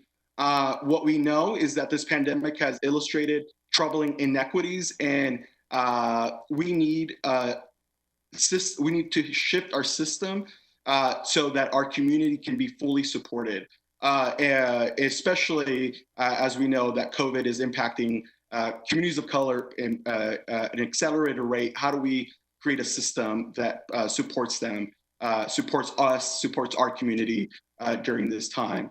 So we're committed to acknowledging the different impact the crisis is having on our schools and community, and are providing culturally specific targeted responses to this pandemic. Good evening, Claire Hertz, Deputy Superintendent speaking. I'm happy to join this team in presenting tonight. We want to talk about a key shift in embracing continuous, can you go back one slide? Thank you. A key shift in embracing continuous improvement, our relentless pursuit of racial equity and social justice. Our work in racial equity and social justice to date has included several key milestones in our PPS Res-J framework and plan, and updated it to include equitable business operations goals, to incorporate the district's work in finance, planning and construction, and sustainability. And these goals were developed in collaboration with all of the business operation leaders. We instituted a cross-functional Res-J advisory committee to create and promote educational, social, and professional programs, develop goals and activities to increase understanding and progress. We do this work because we believe in the fundamental right to human dignity, and that generating an equitable world requires an educational system that intentionally disrupts and builds leaders to disrupt systems of oppression. We want to be explicit about how the work is done and our use of the targeted universalism approach. We recognize resource conversations can be polarizing, and discourse can become trapped in either or zero-sum mindsets. Our targeted universalism approach aims to operationalize our ResJ values so every student is served, so our universal board goals and the graduate profile of our vision are achieved. Our targeted universalism approach supports the district's needs of students of color while also acknowledging our mutual interdependence. Targeted universalism means setting universal goals pursued by targeted processes to achieve those goals. With a targeted universalism framework, universal goals are established for every group, every student. The strategies developed to achieve those goals are targeted based upon how different groups are situated within structures, culture, and across geographies to obtain the universal goal. Targeted universalism is goal-oriented, and the processes are directed in service of the explicit universal goal. And now I'll turn it back to Danny Ledesma. Thanks, Claire. So we recognize with a great sense of urgency the need for aligned and coherent strategies that improve conditions so that students of color have an educational experience where they can thrive. And our approach is disruptive. We attempt to disrupt institutional and cultural racism and to promote tangible strategies and resources for racial equity and social justice. Students of color are centered in our strategies, and these strategies promote improvement for the entire system. We also know that our explicit and targeted approach may elicit fear and a feeling of being left out. Candidly, when we see this type of discourse everywhere in Portland, people want what they want until it's not comfortable. And then we want to revert back to the traditional ways of doing things that underserves and oppresses our students of color. It goes back to that head nodding. We're with you until something has to change and something makes us uncomfortable. But we believe that if we stay in agreement, that as a collective, we are going to be willing, we are going to be able to be willing to do things differently, to be able to reimagine PPS and experience the discomfort as a collective. And if we do that, we are better positioned for success.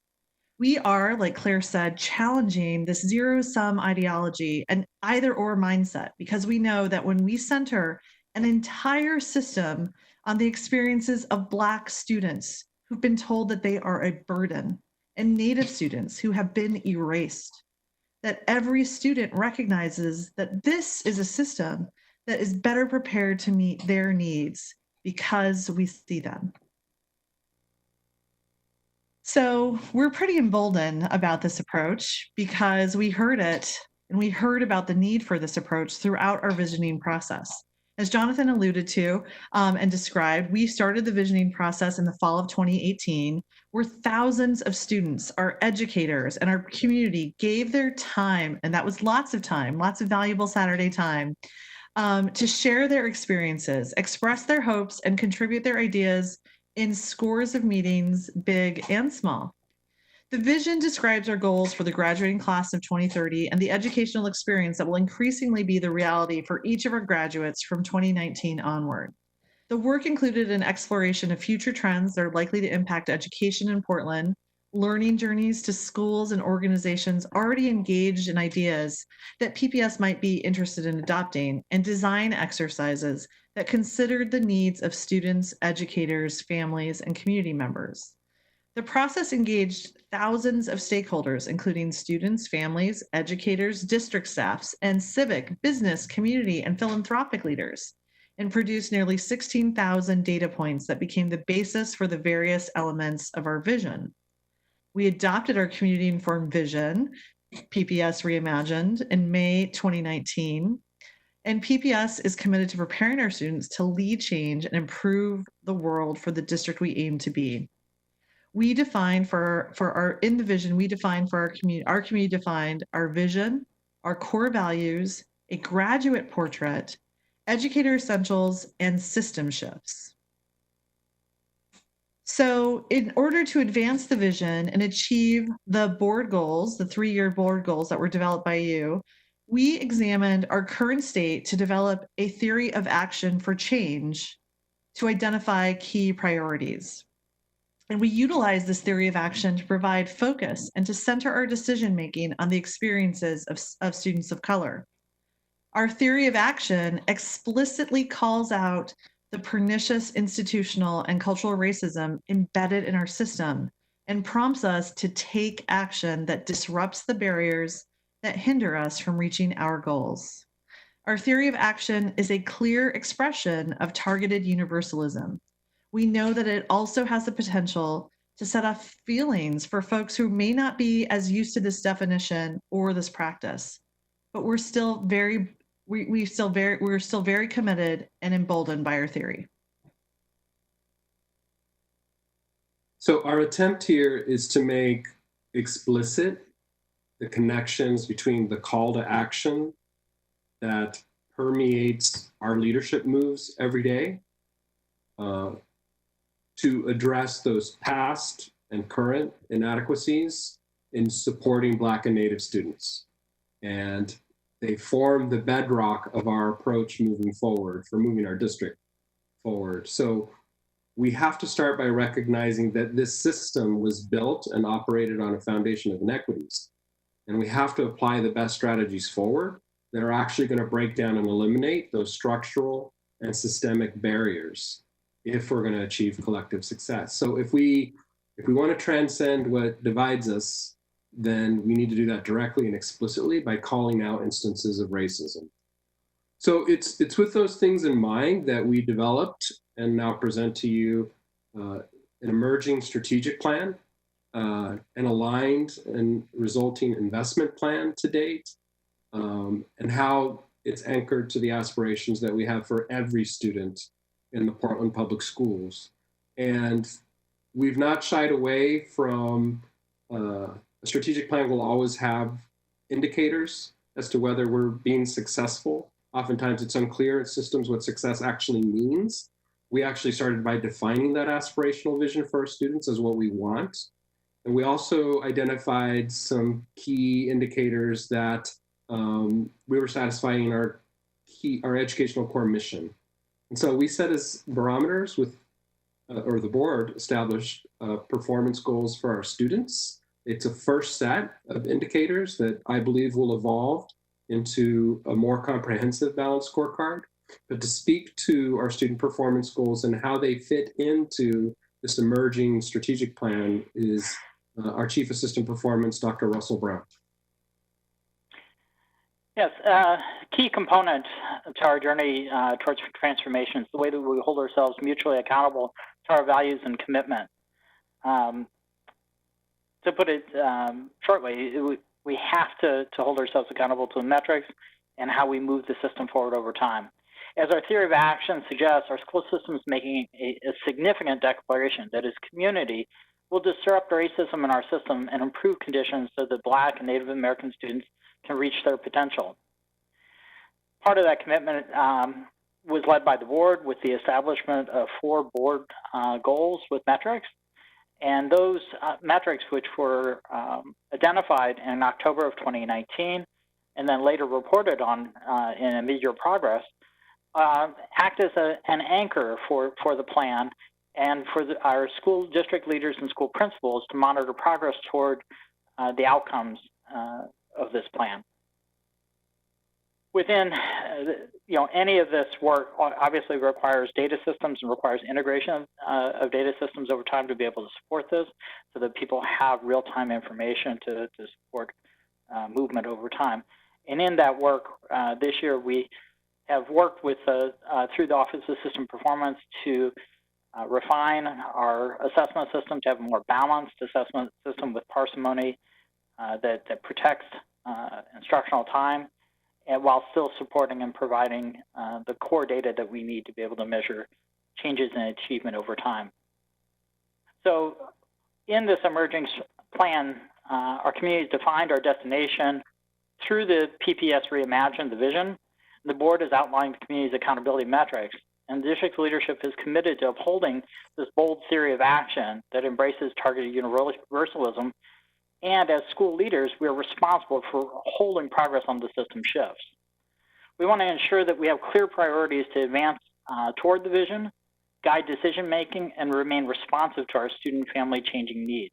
This is the first in a sequence of multi-year strategic plans informed by continuous improvement that will serve as the district's roadmap.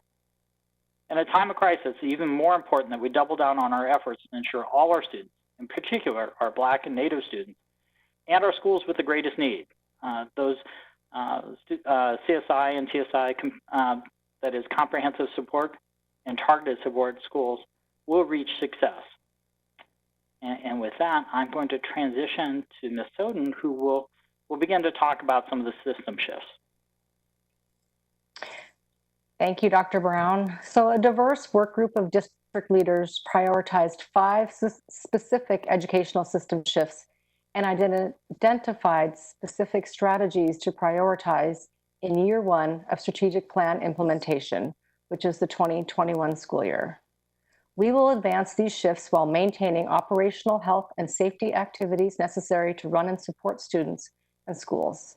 Because the near-term pandemic-affected future is still uncertain, we are also adopting flexible annual action plans that can be adjusted as needs evolve. To identify prioritized work for year 2, we utilize the following principles to guide our decision-making.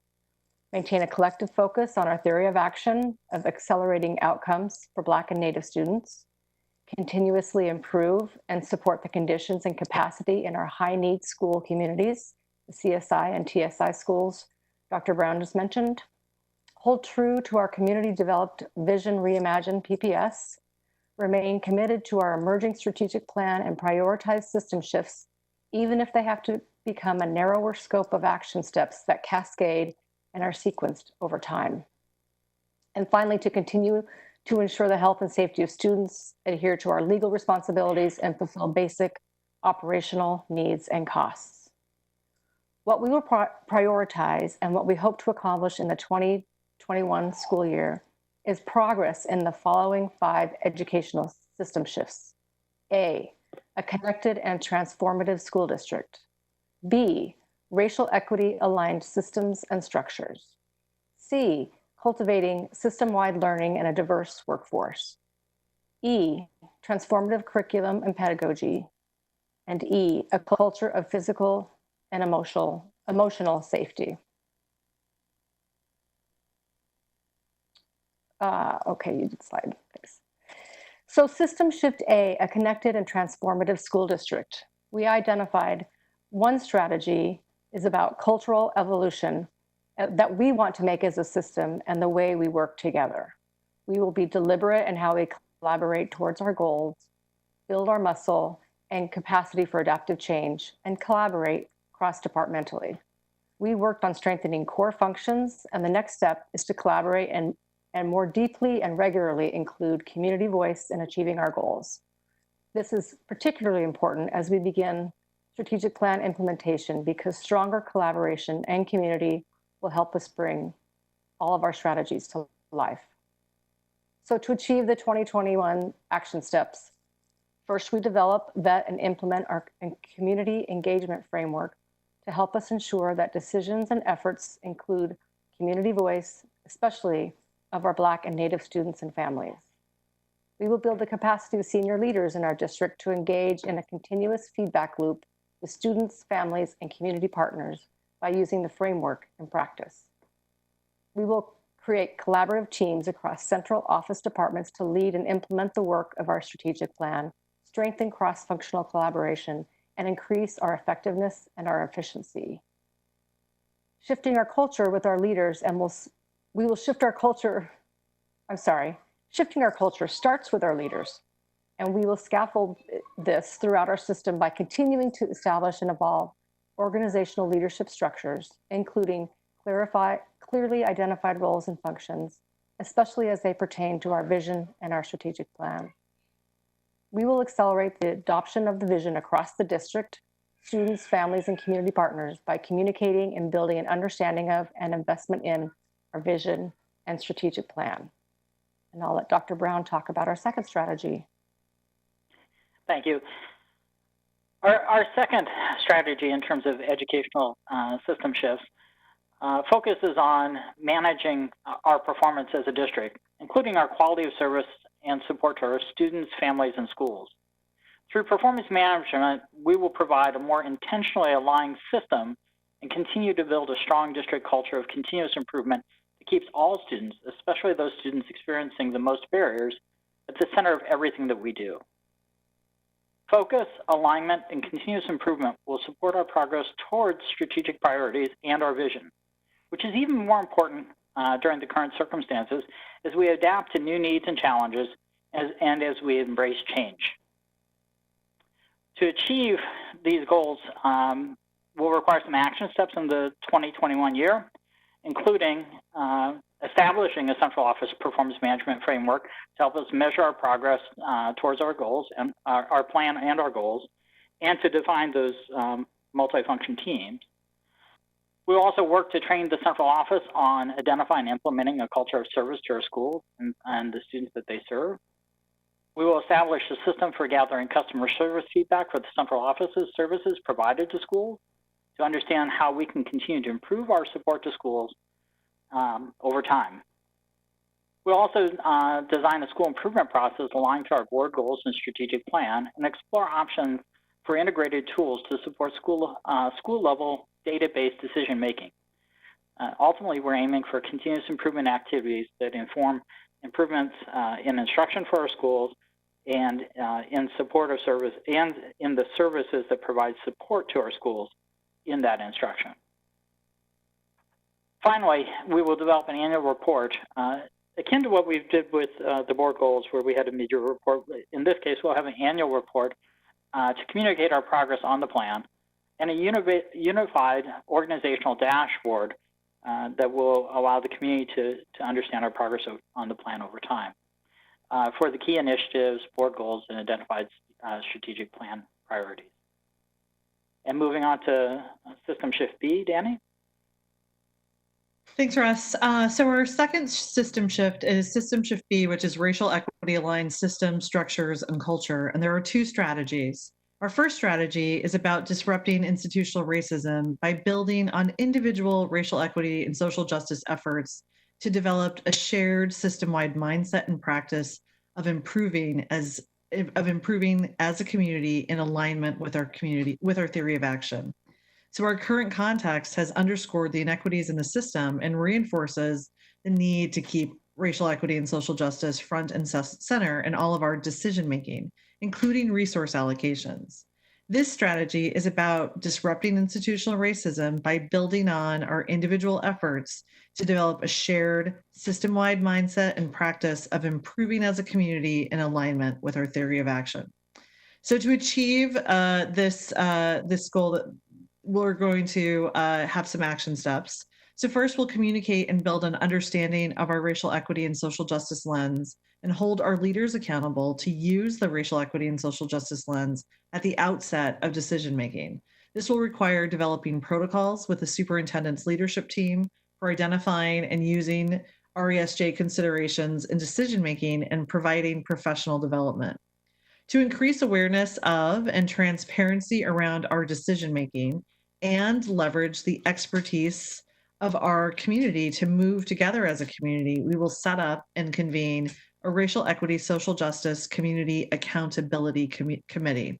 The CAC will support development of our racial equity social justice related work across the district by providing input and feedback, and will help us cultivate a growing set of influencers across the system that will help us continue to disrupt institutional racism and become a more equitable district. We'll continue to support and convene our cross-functional RESJ advisory committee to be able to shepherd our centralized racial equity social justice plan and ensure that there's cohesion across the system. Our second strategy is about developing the core competencies and learning standards that we want all PPS staff members to lean into to increase the capacity of our district.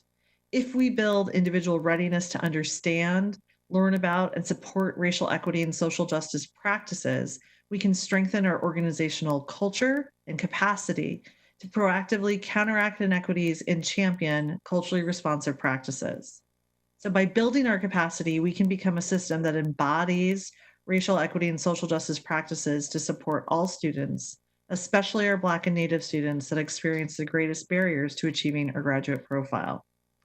So to achieve the action steps that are listed, we will provide staff development and support focused on the competencies and skills that are set out in our racial equity, social justice, professional development framework, and the educator essentials through 2 approaches. One, we'll continue our partnership with the Center for Equity and Inclusion to provide racial equity and social justice professional development to leaders and influencers first. And 2, pilot cohorts of staff to engage in continued learning. First, we'll get clear on key influencers who can take on this work first, apply learnings, and encourage colleagues to support our goals for racial equity and social justice. This will result in 300 new staff receiving training in our first year, totaling about 1,600 employees over 3 years who are trained in this professional development as influencers. Additionally, we'll pilot new cohorts, leverage district-wide professional development opportunities, and prioritize student support services and teaching and learning staff, including our multi-tier systems of support, our teachers on special assignments, and our social emotional learning staff to encourage cross-departmental coherence and alignment. And to support this work, we'll develop a rubric for our framework, our professional development framework competencies, and develop a scope and sequence for our racial equity, social justice professional development. I'm going to turn it over to Dr. Cuellar. Good evening, board and superintendent. Craig Cuellar, deputy superintendent. We're now going to go over and discuss a little bit about System Shift C, which is the cultivating a system-wide learning in a diverse workforce.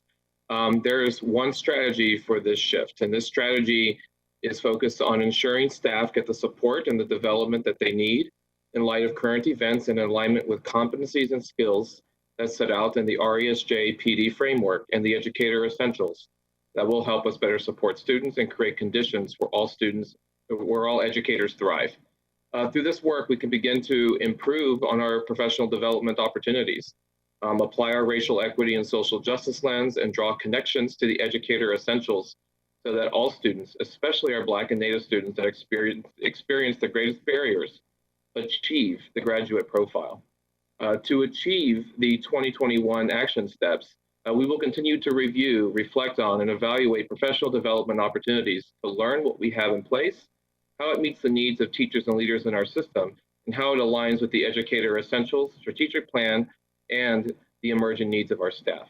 We will apply a cycle of continuous inquiry and improvement to reflect on and learn from feedback and quality of developmental opportunities. We'll continue to provide and continuously improve and align leader, teacher, and system-wide professional development and training opportunities that help us grow towards our vision and goals. We will continue collaboration with the ODE, MESD, and our college and university partnerships, such as PSU, U of O, and Warner Pacific, to support the PPS Career Pathways Framework, build lattices of support, and ensure the development of a diverse, licensed, and high-quality workforce. We will pilot social emotional well-being learning for adults to create working conditions where employees thrive, especially our employees of color, aligned with racial equity and social justice work, and with RISE and CASTLE efforts. To guide our ongoing efforts, we will create a cross-functional committee that we will be charged with aligning professional development needs and building system-wide capacity to fulfill our educator essentials. This shift enhances the district's ability for the creation of a transformative curriculum and pedagogy, which now shifts in strategies about the implementation of a guaranteed and viable core curriculum and resources aligned to standards to ensure all students meet our graduate profile. We believe we have an opportunity to be transformative and innovative in how instruction looks, and that by providing this foundational core, we will be able to ensure students are prepared and are agents in their own learning. And we are prepared to meet the dynamic and changing reality of instruction as we continue to develop and enhance teacher practice. To achieve the 2021 action steps, we have already begun the process of selecting resources to adopt a math program and a foundational literacy program. We will invest in these necessary resources, provide supporting professional development, and the rollout of our curriculum. As we work to become a digital district, we will continue our work to develop a digital backpack, including the applications and platforms as online resources in the teaching and learning process inside of the core curriculum, the DVC development and implementation. We will continue to support the learning of all students in all of our content areas and grade levels as we further develop our core curriculum in math and foundational literacy. The pre-K3 alignment will continue to be developed through collaboration with our early learning partners, community-based organizations, and district staff. And with that, I'll turn it over to Superintendent Guerrero, who will go into strategy 2.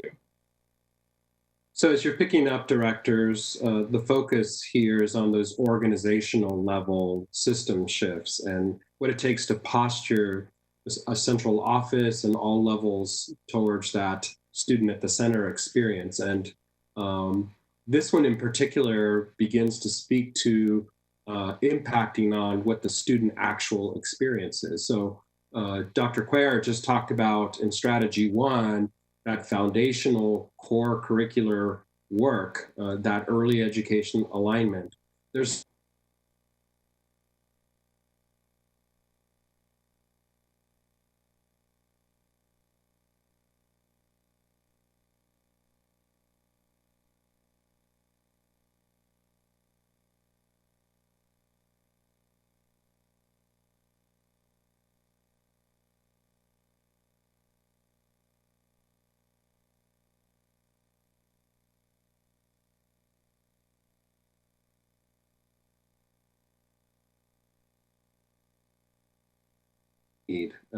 attributes that our vision goes into quite depth about describing. The range of learning experiences that also integrates content, we think will empower students with their sense of agency and prepare them for those post-secondary college career and lifelong learning experiences. So how can we engage students in those kinds of developmentally appropriate opportunities that are more personalized, that develop their problem-solving skills? How can we afford students opportunities to explore and cultivate their unique gifts, abilities, talents in a broad range of enriched core, as well as electives and extracurriculars that so often are what engage our students in their school experience. And so we've identified a couple of areas where we'll be continuing to place an emphasis, where we're going to go even deeper into this whole education aspect. We're going to look at this through an improvement science and design thinking approach that involves our students in defining the experience, and our educators as well, in sort of how do they prepare themselves for those kinds of experiences. So the well-rounded education will drive forward our work in visual and performing arts that is emerging in the Master Arts Education Plan. It'll continue to expand and close career technical education gaps. It'll continue to think about how to incorporate an inquiry-based, project-based approach. It'll bring alignment to PK through 3 early education continuums. It'll ensure that there's fidelity to ethnic studies, Indian education curriculum across our schools. It'll make sure that climate justice and the other areas are available and promoted in all of our schools. Those are just a sample set of the kinds of well-rounded education that we intend to drive forward in the coming school year. So that's the second strategy. You see some of those items listed in the system shift integrated there. And then we have system shift E, and Claire's going to talk about the culture of physical and emotional safety and our strategies there. So this is our 5th and final priority for our system shifts that come from our vision, from our community, and our implementation for this next year. And so this strategy is about how we reinforce academic and behavior systems and structures in support of a guaranteed and viable curriculum. It's also how we best meet the health, social, emotional wellness, and safety needs of our students and community This involves using data and ResJ practices to create support systems and address disparities in the development of those systems that meet student needs. So in 2021, our action steps include continuing to implement a comprehensive system of targeted supports and interventions that address academic, behavior, and social emotional needs by moving forward cohort 2 for MTSS training for an additional 40 schools, while continuing to support the first cohort of schools through coaching, support, and professional learning communities. A cross-functional team will map out a 5-year implementation plan for social emotional learning. We will continue ongoing capacity building and continuous improvement of school climate and school improvement planning.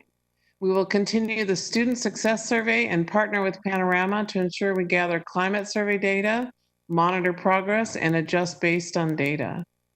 We will integrate ResJ strategies executed by culturally specific partners, families, and school-based teams to include positive cultural identity development, engagement, and wraparound services to support students and families.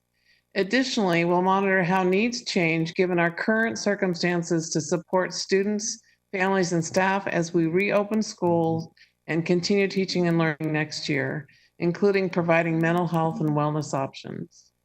And on that, I'll turn it back to Stephanie Soden.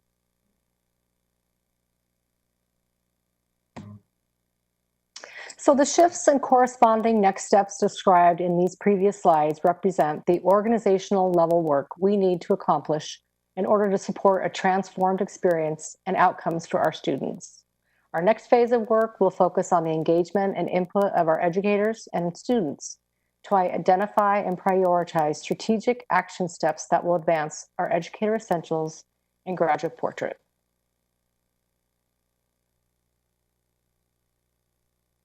So you've heard in prior slides ways that we've discussed tangible action steps in ways that we want to improve our collective work. And we know that to maximize our effectiveness, we need to ensure that our approach to resource allocation is consistent with our priorities. And as we continue to face uncertainty in the coming year, we know that we can adapt with clarity by prioritizing and aligning our resources to what matters. And one way to develop our collective ability to drive resources to our priorities in alignment with our theory of action is to apply our racial equity social justice lens. So using our racial equity and social justice lens, we consistently ask and reflect on the question of who is burdened and who benefits.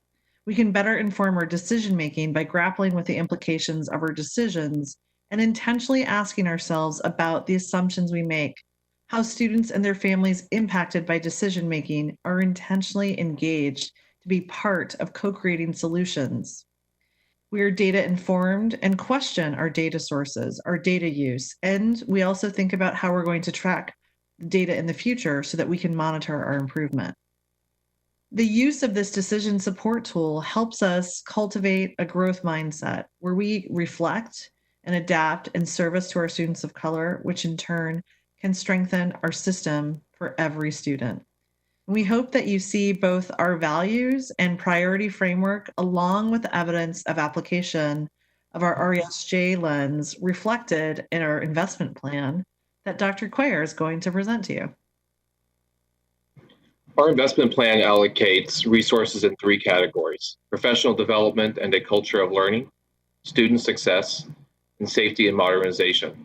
Our investments in professional development and a culture of learning will continue to reflect the importance of the people who are the foundation of this district. In service to our students, we are proposing key investments to increase, support, and develop staff in alignment with our plan. We believe in the power and the potential of our human capital and endeavor to stoke the creative fires we need in our classrooms, our school campuses, the central office, and in our community. We believe these investments will accelerate the shifts to a connected and transformative school district through system-wide learning and a racial equity-aligned culture system. Some of these professional learning investments will include the expansion of training for school sites and systemic targeted interventions and supports for students, expanded learning opportunities in racial equity and social justice aligned to the RESJ PD framework, and increased leadership development and supports in improvement science and continuous learning. diversity and support talent through recruitment, retention, and employee social emotional learning, supporting time for participation in cross-functional teams, and enhanced communications to ensure transparency. Our belief in the ability and promise of every student calls us to invest in tangible, high-leverage strategies that positively impact student success. The investment plan for the next school year will be dedicated to continuing to implement key student-focused and student-led initiatives in several areas that will accelerate the shifts to transform our curriculum and pedagogy, build a culture of physical and emotional safety, and a racial equity-aligned and integrated system. Some of these student success investments include academic curriculum, instruction, and enrichment, an increase in access to technology devices, content, and connectivity, increase in arts education staffing and materials, providing additional curriculum materials, new ESL and ELD curriculum, GVC for health and physical education, providing more opportunities for career pathways and career and technical education, academic supports and targeted interventions for students that need it the most, such as additional teachers and instructional specialists at targeted schools, expanding access to early education through plans and staffing, increase of classroom services for special education, social, emotional, and mental health supports with a focus on increasing counselors, social workers, and school psychologists, additional school climate and restorative practice specialists, culturally specific student and family supports, with a focus on the expansion of the RESJ partnerships to implement culturally specific family engagement, wraparound services, mentoring and leadership development, enrichment and extended learning, positive cultural identity development, and culturally specific crisis response. Increased support for students of color to participate in leadership opportunities such as student government, clubs and affinity spaces, site council across middle school and high school campuses, and an expansion of staffing to continue to support our community engagement. In our third investment area, safety and modernization, include many large capital improvement projects. These reflect the ways our students and community shared innovative ways to define physical and emotional safety and the resulting learning environments conducive to student success. We believe these investments will build a culture of physical and emotional safety, accelerate the shifts to transform our curriculum and pedagogy, and a connected and transformative school district responsive to the full range of students' physical and safety needs. So projects continuing in 2021 include Kellogg and Madison High School. Construction will be completed in late summer 21, opening for students in fall 21, exciting times for those communities. Benson Polytechnic High School and the multiple pathways to graduation building will finish design and begin construction at the end of the next fiscal year. And Lincoln High School will grow vertically through the year as construction progresses. Health and safety projects funded by the 2017 bond will include safety upgrades, fire alarm, lead paint, asbestos, roofs, ADA, radon systems, and new ultra-low lead filtered water stations. And the board of directors is engaged in conversations for a November 2020 election to consider a resiliency bond program focused on immediate needs and completion of Benson High School. Staff have identified technology, curriculum, and special education classrooms for possible instructional improvements, and roofs, mechanical systems, security, seismic, and ADA projects are prioritized for facility improvements. And next slide, please. And now we get to our proposed budget. So the current proposed budget, required by law, consists of 5 separate major funds, including a general fund, based on the funding level set forth in the governor's recommended budget.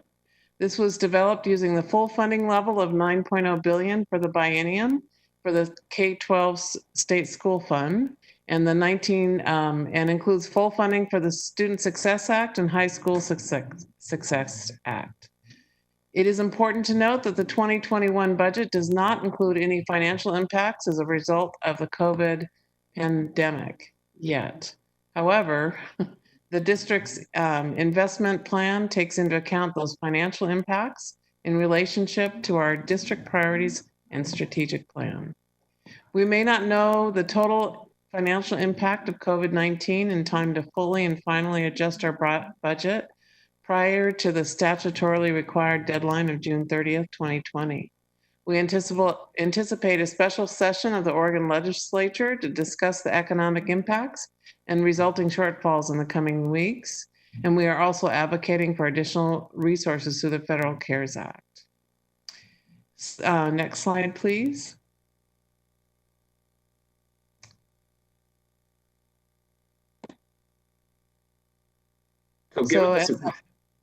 Sorry, Claire. There we go. And the PPS revenue shortfall, it's not a pretty picture. The economic fallout of the pandemic will cause significant revenue shortfall for PPS.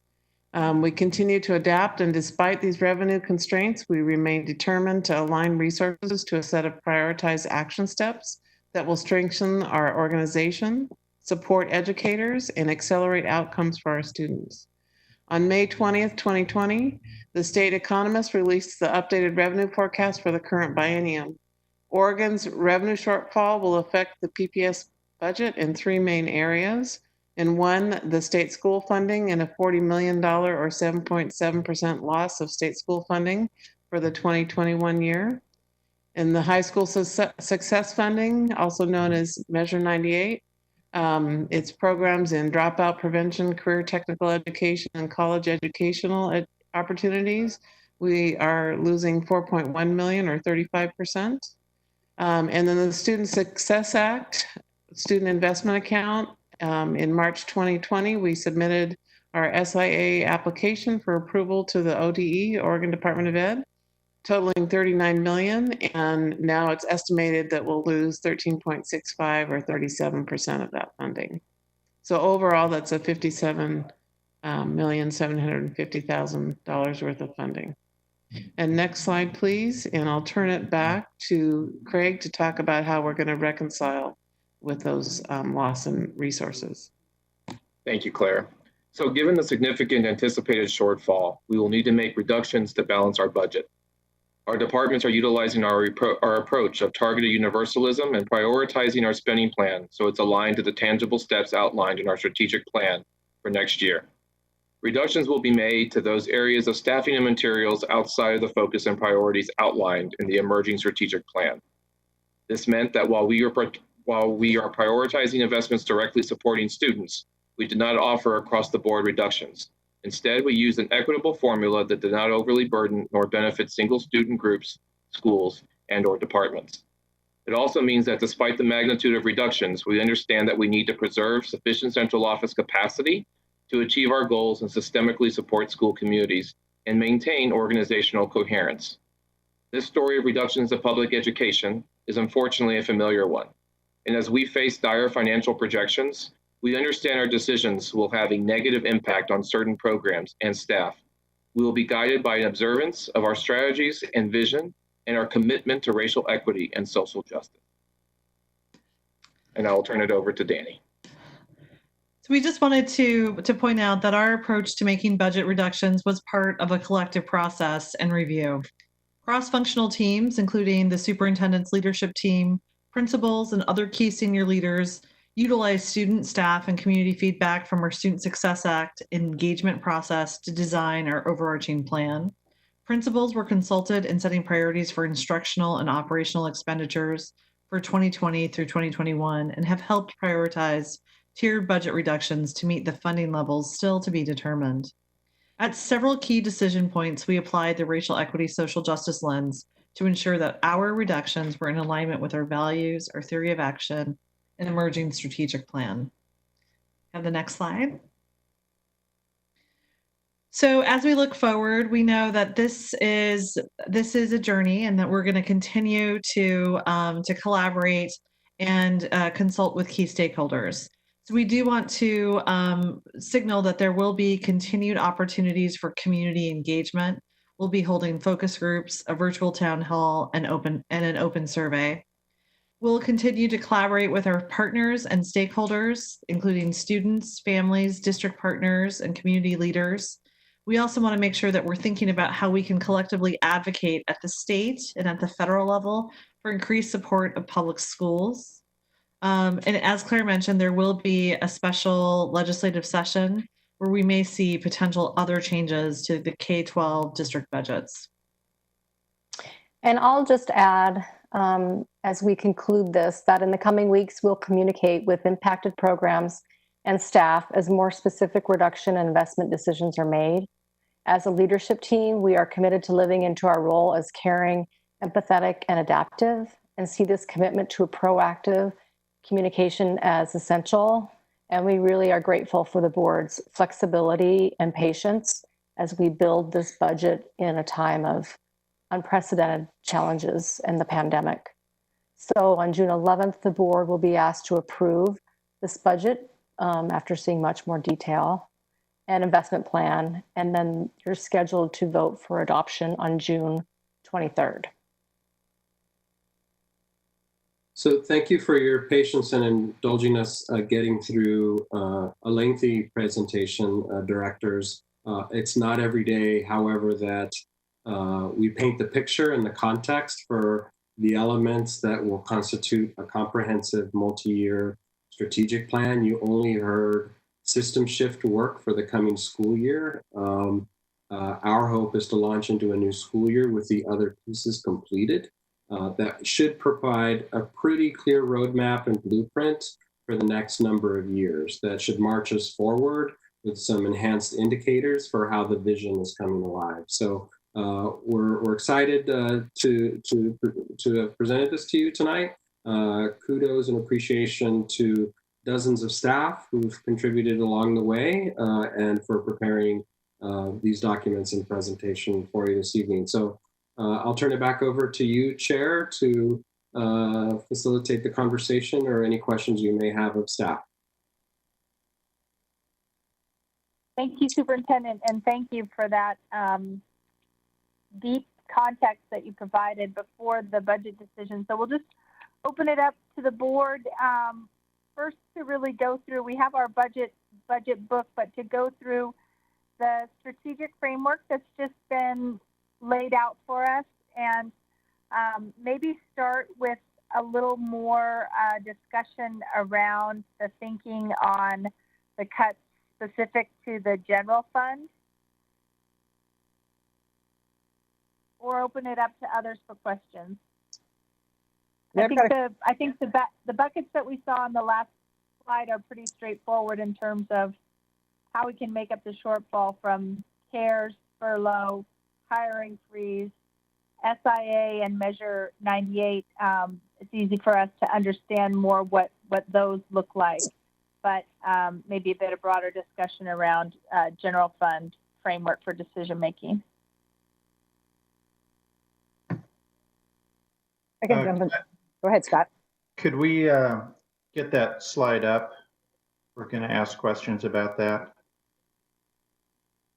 The proposed budget reconciliation slide, is that the one you're talking about?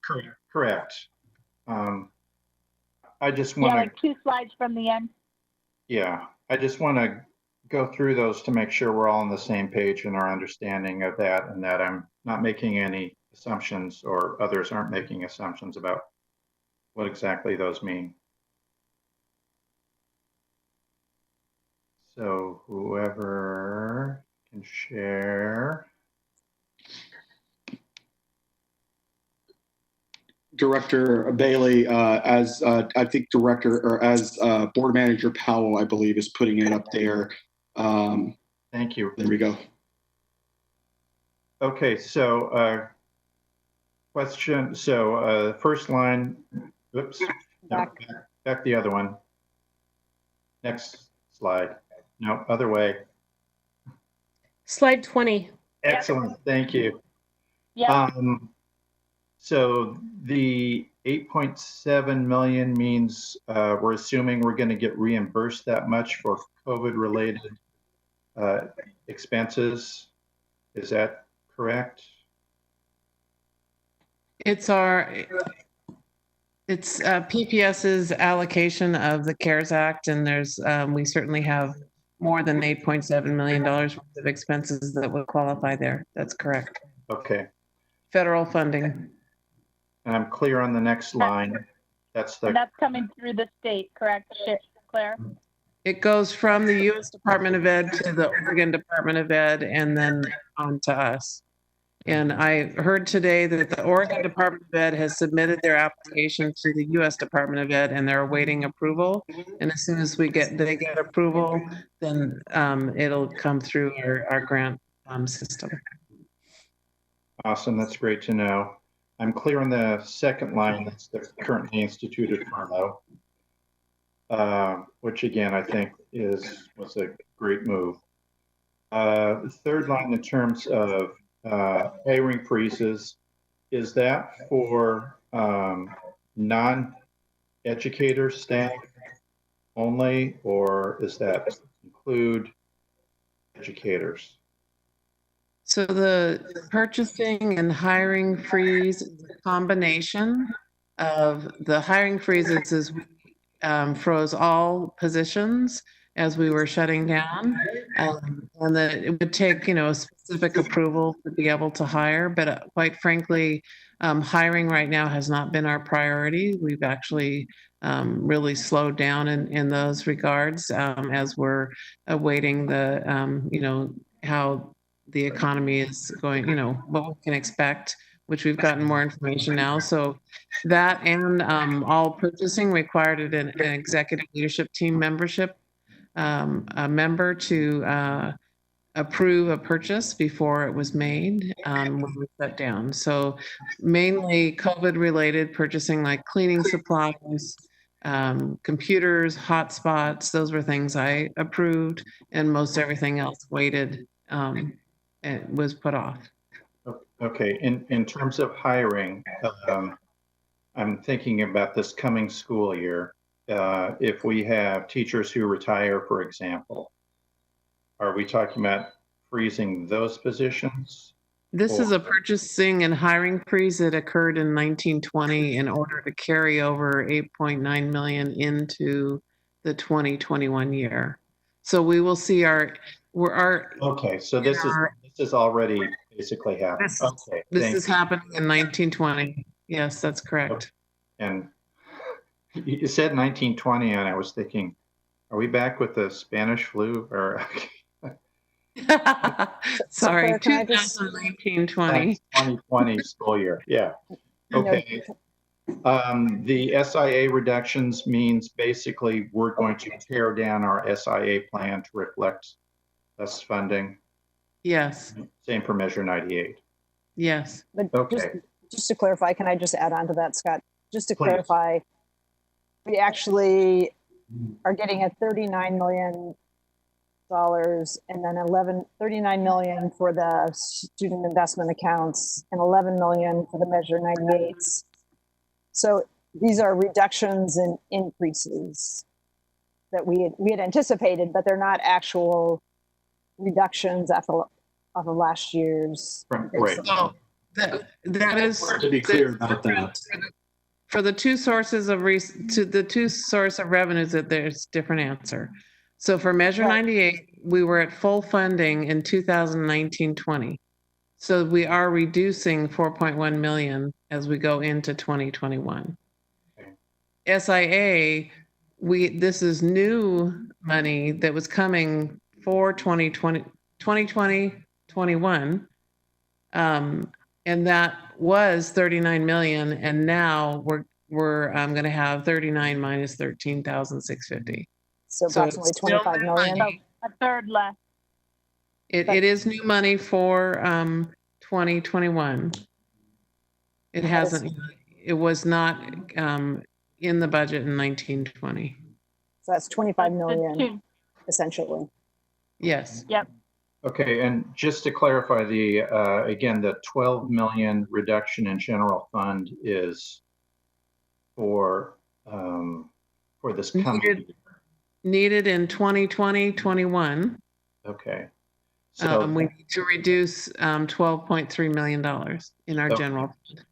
So that's an item that potentially could be reduced by either the legislature through tapping into rainy day funds, or through the board reducing reserve requirements. Is that correct? So you would hear from me a discussion about the 4-year term of this recession and how there is a need for us to save I'm not asking for that. I'm just asking a potential question. Yes. That's okay. That's all. I'm sorry, I didn't mean to cut you off. And I want to acknowledge there are real questions in terms of if and how we would pace that spending. So I appreciate what you were going to say. I just wanted to kind of get to make sure I understood that point. I would recommend we look at a 4-year plan on how we're going to get through this 4-year shortfall of revenue, 4 years of revenue shortfalls. And of course, potentially Congress could come to its senses and send some money to schools throughout the country, which is sometimes I feel like that's Santa Claus. That we'll see if something transpires there. And the only thing sorry, Scott, I was going to add on to that point. Can I just finish? I've got a whole set of other questions, but I'll let other people rotate in at this point. Just a final note, I was on a Zoom town hall with 3 legislators, one of whom said, don't take for granted a special session. School districts need to advocate strongly now to make sure that happens. And I'll stop there. Thanks. I was just going to quickly jump in and say that actually Santa Claus has delivered some funding already. So unlike a lot of years, maybe there will be another round that's going to help for the schools in the future, because there does seem to be an appetite right now, at least for some stimulus funding. And along those lines, this is not a solution in any way, but I do want to keep on the table the idea of going to the city of Portland for some of the CARES Act funding that they received. So again, the city received $114 million. Multnomah County received, I think, $25 million. That funding is not specifically for those governments. It is for the city of Portland and Multnomah County. It is limited in its use, and it's limited in terms of how we could apply it here. But I know the city is having conversations right now with cities out in East Multnomah County and potentially helping them with some of their COVID-19 costs. And again, it's somewhat limited, but the place where I think it would be applicable and sort of fall under the rules that U.S. Treasury's laid out will be in reopening schools in the fall. There's going to be significant costs related to that, and we keep hearing from you all about what those costs are going to be, and distancing and sanitizing and additional staff to do that. Those are very clearly costs related to coronavirus, eligible for CARES Act funding, and I want to stress that $114 million and $25 million is not enough for the city of Portland and Multnomah County, so we would still have to get in line, but reopening schools is essential for reopening anything that we do, and it's essential for economic activity. So assuming that it's safe and that we're going down that road, some of those costs we may be able to ask nicely of our fellow governments and potentially get some reimbursement for it. So again, not going to solve the $57 million problem, but even a million or two would come in very handy. So that's a great point, Director Scott. One of the questions I had was these costs that are built into just the lift of the reopenings, and it may be a reopening and then a re-shutting down or selectively shutting down if there's a geographic outbreak.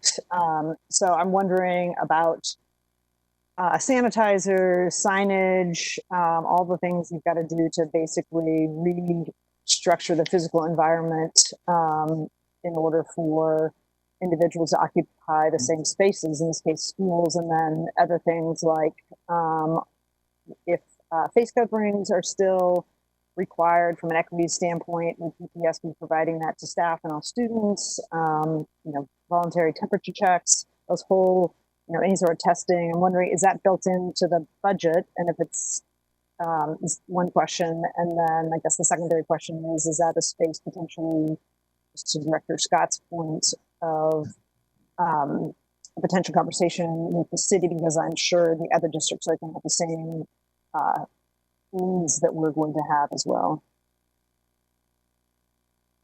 So I could hear the first question about all those costs being built into the budget, but I could not hear the second question. Well, the second piece was that I'm sure the other school districts that are within the boundaries of the city of Portland, I'm going to have similar issues with the reopenings and the requirements about face coverings and potentially temperature checks and testing as things evolve. Is that the potential place to go to the city, and if the city doesn't have enough funds for that, do we have funds set aside in our budget to cover those items? Because that is sort of the just essential piece of them to reopen in the fall. So we will have to prioritize those items to open. We've been having many conversations in this area. And I can tell you that in the maintenance and custodial areas, in particular facilities, we are not targeting reductions. We're just kind of keeping our money there because we know we need it there. And so as we're looking at that $12.3 million reduction, we're keeping our facilities budgets whole. And so, yes, we have actually purchased some items already this year and filled the warehouse as we weren't sure how often we'd be able to get certain supplies and materials. So we do have some on hand, and as well as we have in terms of signage, we have our own capacity in our print shop, but certainly we talked today about making sure we have all the materials there. What's holding us up in terms of getting those things done is that we need to hear from our Oregon Department of Education on June 8th on what guidelines that are coming out.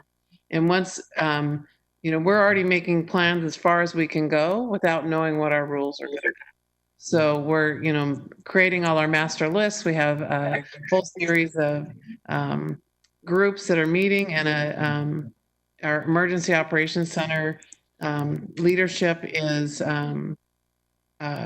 leading those teams through a process so that we can identify both for instruction what we need to have in place and in terms of facilities and all the multiple components, human resource issues about who can come to work, who can't come to work. So there's a whole series of things that we're considering. And yes, we have in particularly thought of things that will come through.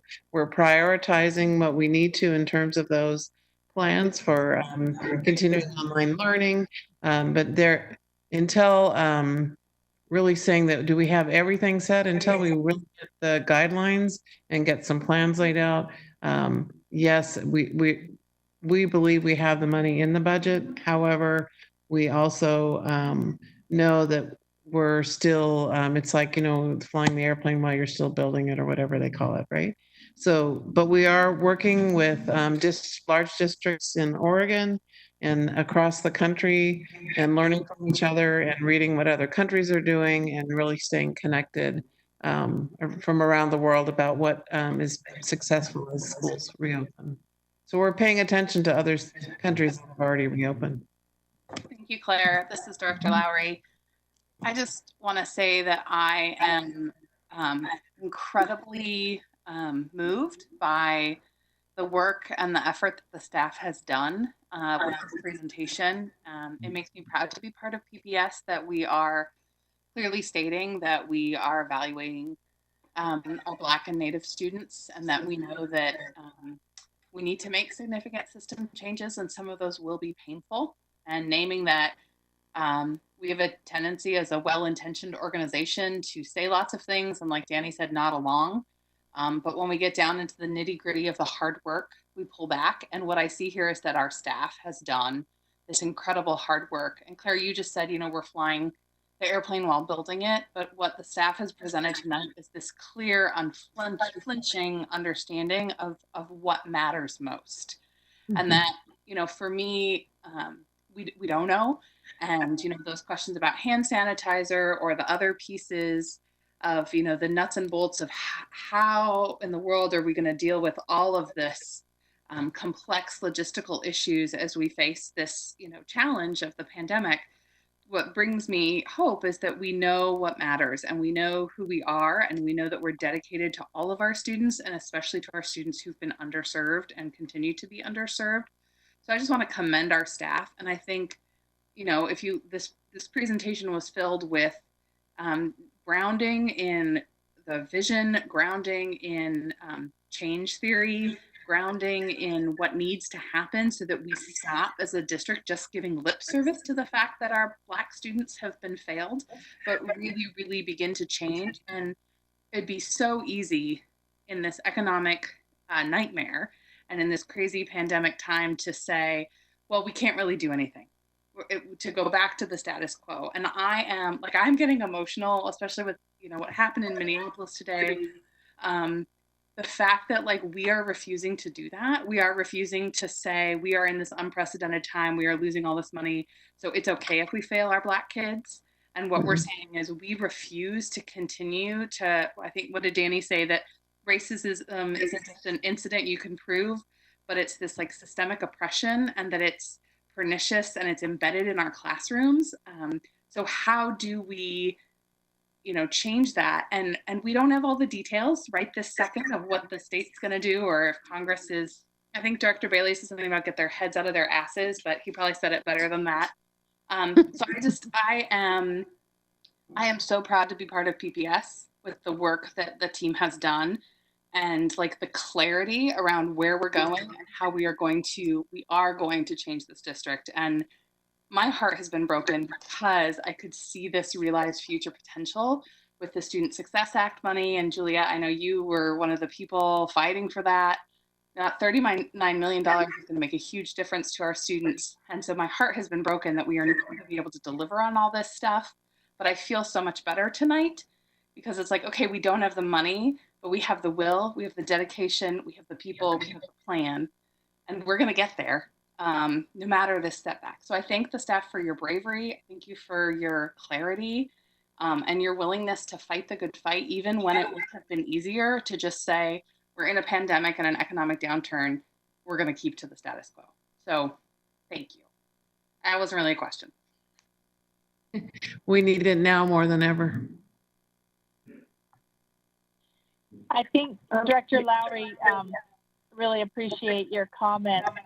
And one of the things that really stands out to me from that presentation and that grounding in our values is Superintendent and Deputy Superintendent Cuellar, when you're talking specifically about the system shifts around pedagogy and curriculum, you're talking about adding some programming and adding staff in ways that are aligned with our vision. So that clearly means ceasing to do some of the things that we have historically done that haven't served our kids very well, and specifically our Black and brown kids very well. So I'm curious about some of that list that you went through, Craig, that represents new investments and your conversations around the trade-offs there.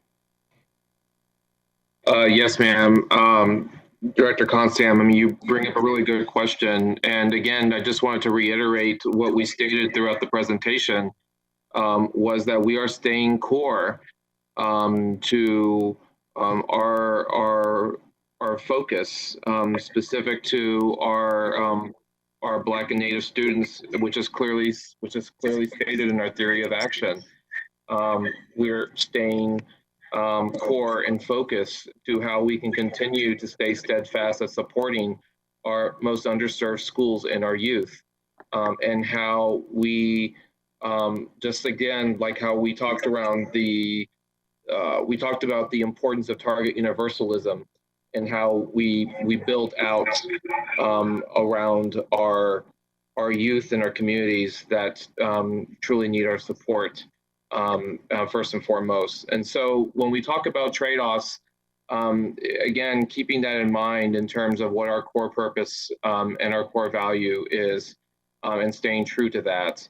We heard it a lot throughout the presentation, specific to our racial equity and social justice work, and how that is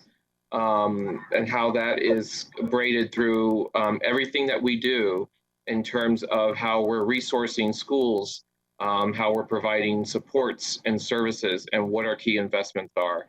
I know at a later time we can talk about in more granular detail, some of the specific investments in terms of what that looks like with trade-offs. But I do want to echo Director Lowry's sentiments that I am also extremely optimistic and very, very ecstatic and excited about the opportunities and what's ahead for our children here in PPS. It's a very bright future indeed. And even though with the challenges that we have been facing in the last several months through this pandemic, this team, this community, all of our stakeholders, internal and external, have showed their resilience and perseverance and the coming together for us to be able to continue to move forward in what's best for children is truly exciting.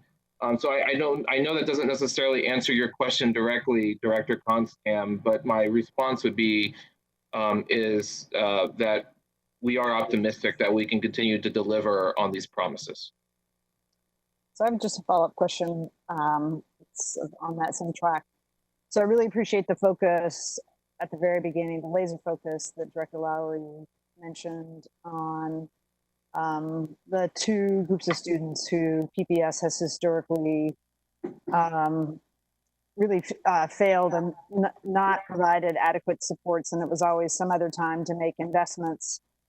So I'm wondering if to translate this big budget document into something that's real,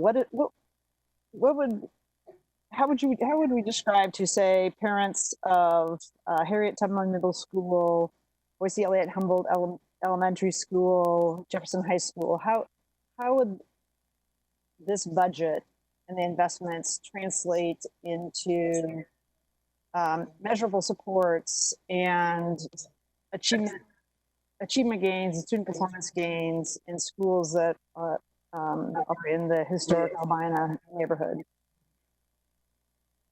Because otherwise it looks like a bunch of different fund categories and investments and strategies. Like, maybe let's make it real for if you're a parent and trying to understand how we're prioritizing those students in this budget.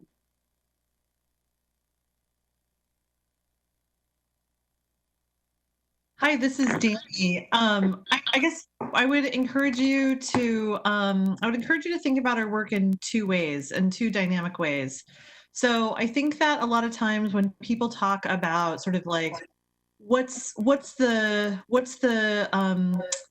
am I getting? What is someone else not getting? That's that sort of like zero sum.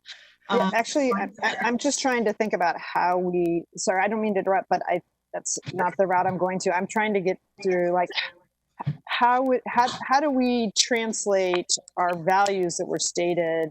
How do we describe that to parents in a way that's meaningful to them in terms of their student? So sure. So I think that I wasn't saying that you were going there, but I think that a lot of times people think about the sort of like what am I getting? What is someone else not getting? So I think that we have to approach this both as thinking in terms of a system, and then also thinking about like the culture and then the individuals. So if you look at some of the schools that you mentioned, I think that we could clearly point to where we've adjusted staffing. So in terms of like resources, where those are schools that have a different level of staffing. Those are schools that would be sort of like first in line for increased social emotional learning supports, really wanting to think about how we are instilling restorative practices, wanting to make sure that the sort of those staff are part of receiving support and additional professional development. So if you looked at sort of all of those different categories, you could see how each of those schools would be sort of prioritized. And you could sort of trickle down and kind of draw each of those investments in there. At the same time, though, I think the other piece that I hope doesn't get lost, and I know that we're talking about funding, is wanting to make sure that we're really attentive to, if we're going to change as a system, we don't just go from like zero to systems change, that we do have to attend to like individual development. And we have to build a culture. And so a lot of the prioritization, a lot of the things that parents and children might see that's different is that we're trying to build a culture that is more reflective, that's adaptive, that's embracing and adept at looking at applying our equity lens, being explicit about racial implications, reviewing data, thinking about how their classroom, their building is different, so that we're creating a more holistic culture around racial equity and social justice. So I think it's both, and we have to really sort of think about our investments in both of those ways. Can I jump in? I feel like there are communities that have been told, that we've got you, we've covered you, and so I'm wondering. I mean, I think Julie, I'm not sure if this is the question or not, but we're dealing with, like you say, the parents of Harriet Tubman and Boyce Elliott that have been historically harmed. How can we talk about this? What will they see on the ground that makes them? I mean, we have a lot of trust building to do in some of these communities, including the Black community, particularly. And how can we message this grand plan, which I'm in complete favor of, by the way, to assure them that things will be different this time? When it's like the Charlie Brown and Lucy thing, we're working in a community that has lost trust over the last 50 years or longer, even, as you shared in your presentation. So I think you captured it. How do we message to those communities that have been told for 5 decades or longer, 5 decades in my own experience, that things are going to get better? Are we going an extra step to do that reassuring, or do we have outcomes that they can look for? I think the messaging will be really important. Just thank you for that, Director Pass, because I spent part of this afternoon reading this this book that's the chronology and history of desegregation and integration of public schools from 1960 to 1982. And what's surprising is, although the language is very dated, is how it really, the same issues that the community is raising around Black achievement levels are, from 50 years ago, are still very much present.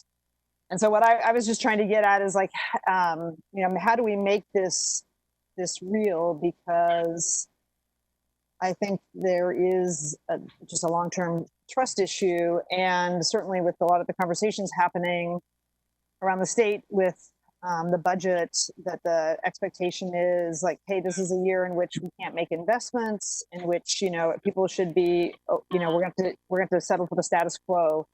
So I think we should be trying to portray a sense of optimism and be able to be really explicit. Yeah, so I think what that looks like. I think it's comprehensive. So if Roseanne, if you wouldn't mind going to slide number 9. And also I love, Danny, thank you for saying it's not like a piece of pie. So if there's more for one community, that means there's like less of a piece for others. This is really like embracing this culture of like, there's enough for everyone. I can tell you just from my own work, Prosper Portland and the city of Portland, and slide 8, Roseanne. The last affordable housing bond the city did and Metro just passed are both in their language explicitly aimed towards communities of color, with the understanding that those communities, experience disparate harm. And so I think I'm really glad to see, and very proud also, Ailey, like what you said of seeing this plan and how our budget, maps to that. And also a little bit skeptical too, because I'm from the community that's been told, things are going to get better for a long time. Danny, Before, Danny, can I just pop in for 1 second before we get back to some of the, I think, specific strategies that you're going to talk about? You know, the second large book that we all received at our home was the school profile book.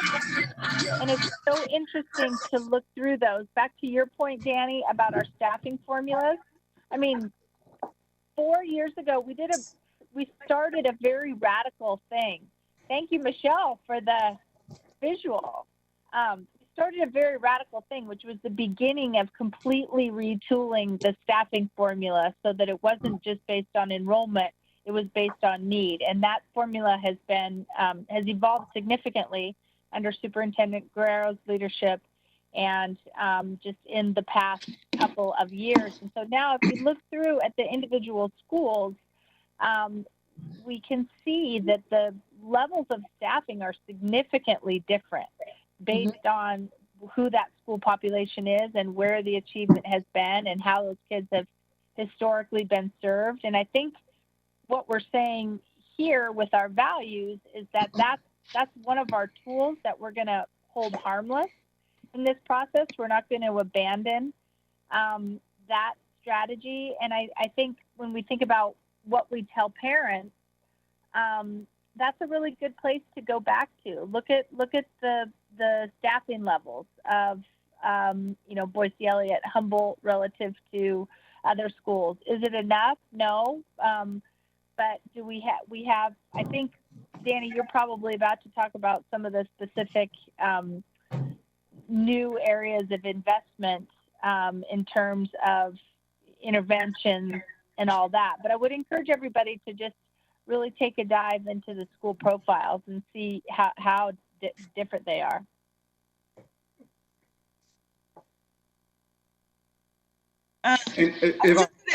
Sorry. Go ahead, Danny.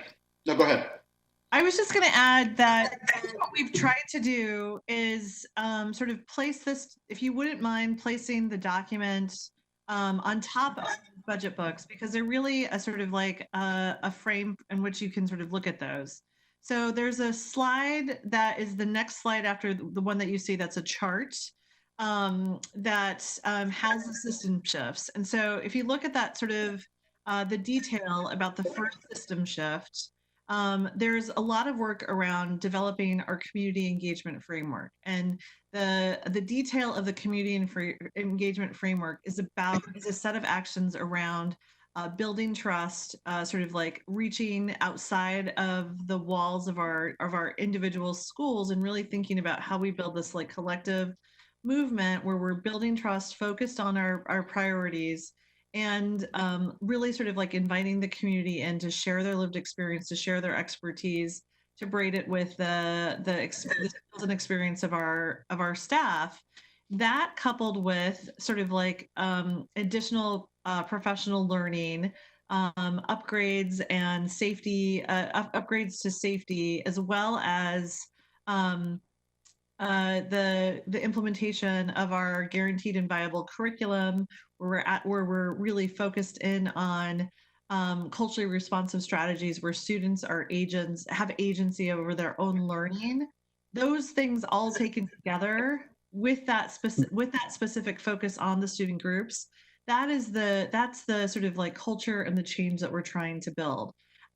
We could, you know, point to the specific things, but it really is the combination of all of these there, so that the sort of, if you imagine like a funnel, the highest level is sort of looking at a vision, getting into our goals, getting into our system shifts, the work around the graduate profile that's upcoming, filling out the rest of our strategic plan, and then this high level sort of like tranches of investment in student success, professional learning development, and safety and modernization. And then that next level of detail, like Chair Constam reiterated, was like, and then this is sort of like going down to the school level. I guess I would just, I know we're not going to have a lot of time in this budget discussion between when we have a community discussion and approval, but I think we need to get really sharp, because I can't, as a parent, if somebody had told me like, we're going to help your student through targeted universalism, that wouldn't have been a tangible, like something that I could understand. And when I look at just the levels of achievement and the progress that needs to be made, I think we just need to be super crisp, and it's not somebody else isn't going to get something because we're going to give these groups of students because equity, that's not what equity is. But I just think we're going to, we've got a super strong, I think, statement of values. Now we just have to translate it into here's what that means. And just while we've got this slide up here, I guess one of the things that I'm concerned about is that there's no check mark with safety and modernization around racially equity design systems and structure. Some of our worst buildings are in Albina, the historic Black neighborhood. And as I view the sort of, if you look at how much capital investment we have in additional operational dollars, that we'd want to have that go hand in hand. So I'm just, for a later discussion, curious about why there's not a check mark in that particular box. I think we also need to understand that the word safety is viewed very differently by, there's like a cultural piece there where safety means different things to different groups. And so if we're talking about safety, I think we need to be very clear about who we're talking about safety for. And what does that mean? Does that mean like physical safety? Does that mean the absence of like environmental things like asbestos and lead? So I feel like every time I hear that word safety, it raises red flags for me personally, because I feel like I'm not thinking of safety in the same way as the way it's being used. And I'm just guessing on that. I actually don't know.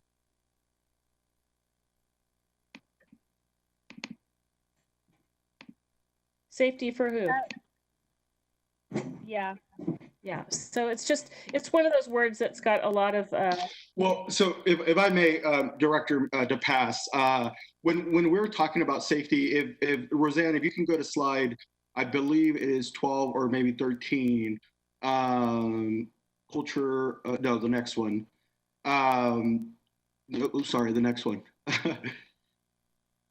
Here we go. A culture of physical and emotional safety in the context of our strategic plan in our vision document.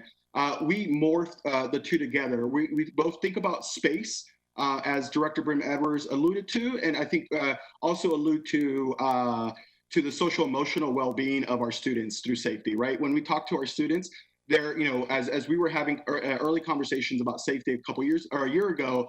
That's what was brought up by students. It was both the physical space and the social emotional space. And so as you look into the strategic plan, strategy 1, it looks at MTSS. It looks at our students' social, emotional, and behavior needs and identifying strategies through our MTSS framework to make sure that our adults in our organization are well equipped to support them.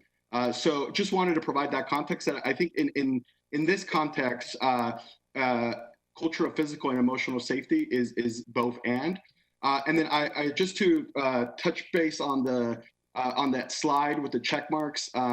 We accidentally have the wrong PowerPoint on here, so we will make sure that it's updated to reflect what you all have been expressing. So just wanted to make sure we don't get stuck with the check marks and we focus on the content.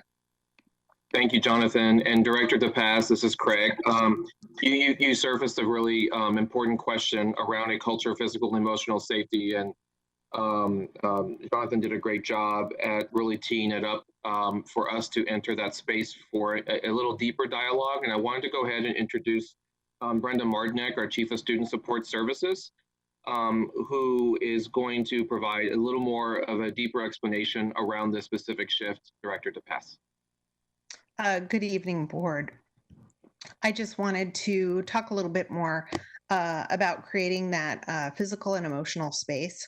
As we know, especially right now during the pandemic, a lot of our students are experiencing a lot of trauma, vicarious traumatization, increased mental health needs, and additional social emotional issues. And so this strategic plan also encompasses that culture of that physical and emotional safety. So our physical safety really is about externally. So we're thinking about external supports, how we use space in a safe way, how we interact with our environment, how the environment interacts with us. And then the culture of emotional safety really is more of an inward approach, how we are interpreting the world. And so a lot of times we need both of those in order for our students and our staff and our families to have that sense of safety. And so that's really what this strategy is talking about.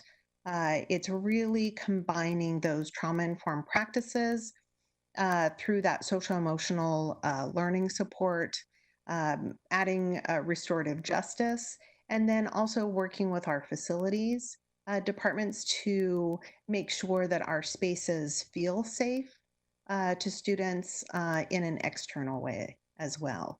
Am I able to answer your question? Yeah, absolutely. I appreciate that. I guess I just want to, remind everybody that, there's been an incident of a bird watcher in Central Park, and a Black man was just killed recently.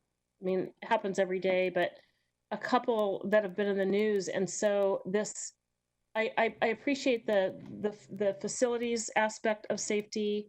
I appreciate the safety, the emotional, social emotional aspect, and also just want to bring to the fore that there's in popular culture this idea of safety and how it specifically relates to Black and brown bodies. It's a different definition of what feels safe.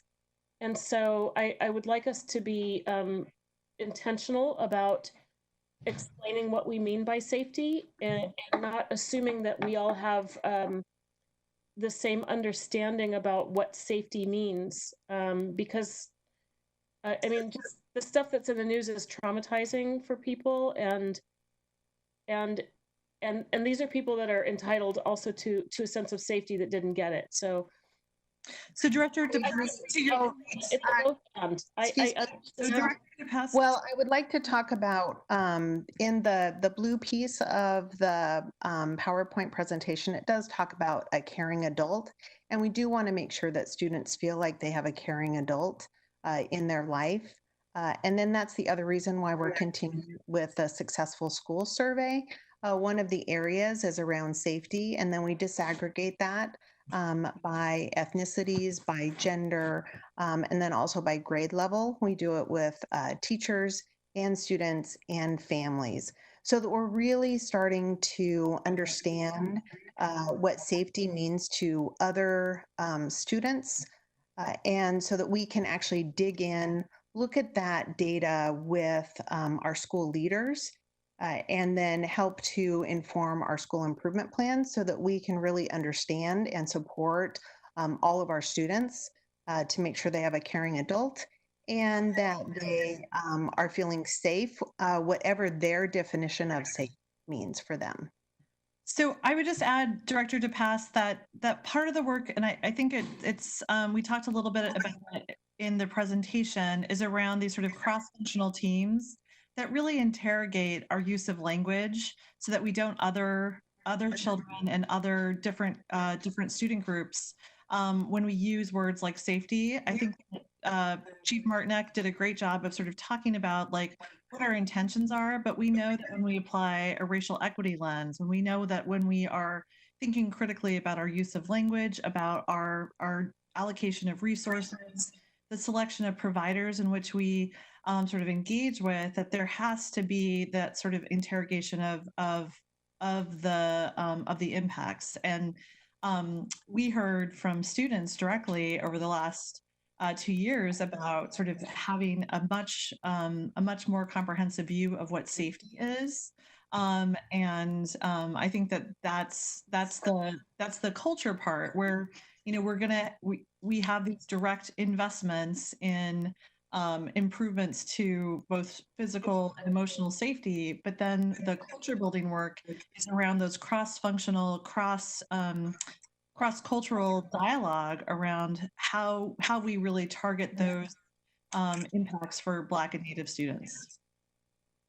All right. Well, thank you. Thank you for those clarifications. And I'm still not hearing, it doesn't have to happen tonight, an acknowledgement of the word safety means different, and the survey's great. It's a customer satisfaction survey, basically. And I haven't read the survey, so I can't even comment on it. Anyway, we can move on. Thank you. If I can try to wrap up this part of or the theme of this conversation, I don't want to miss the forest here. What we've tried to sort of present here this evening are the organizational changes that are required in the school system, a coherent set of strategies that are going to be able to drive improvement at all schools, but especially the student experience in our most underserved schools. And we believe if we take care of those most vulnerable, historically underserved students first, and we differentiate for them, that the good work and the professional capacity building that will happen, the attention to school conditions, will be good for the system as a whole and all students, that all boats will rise.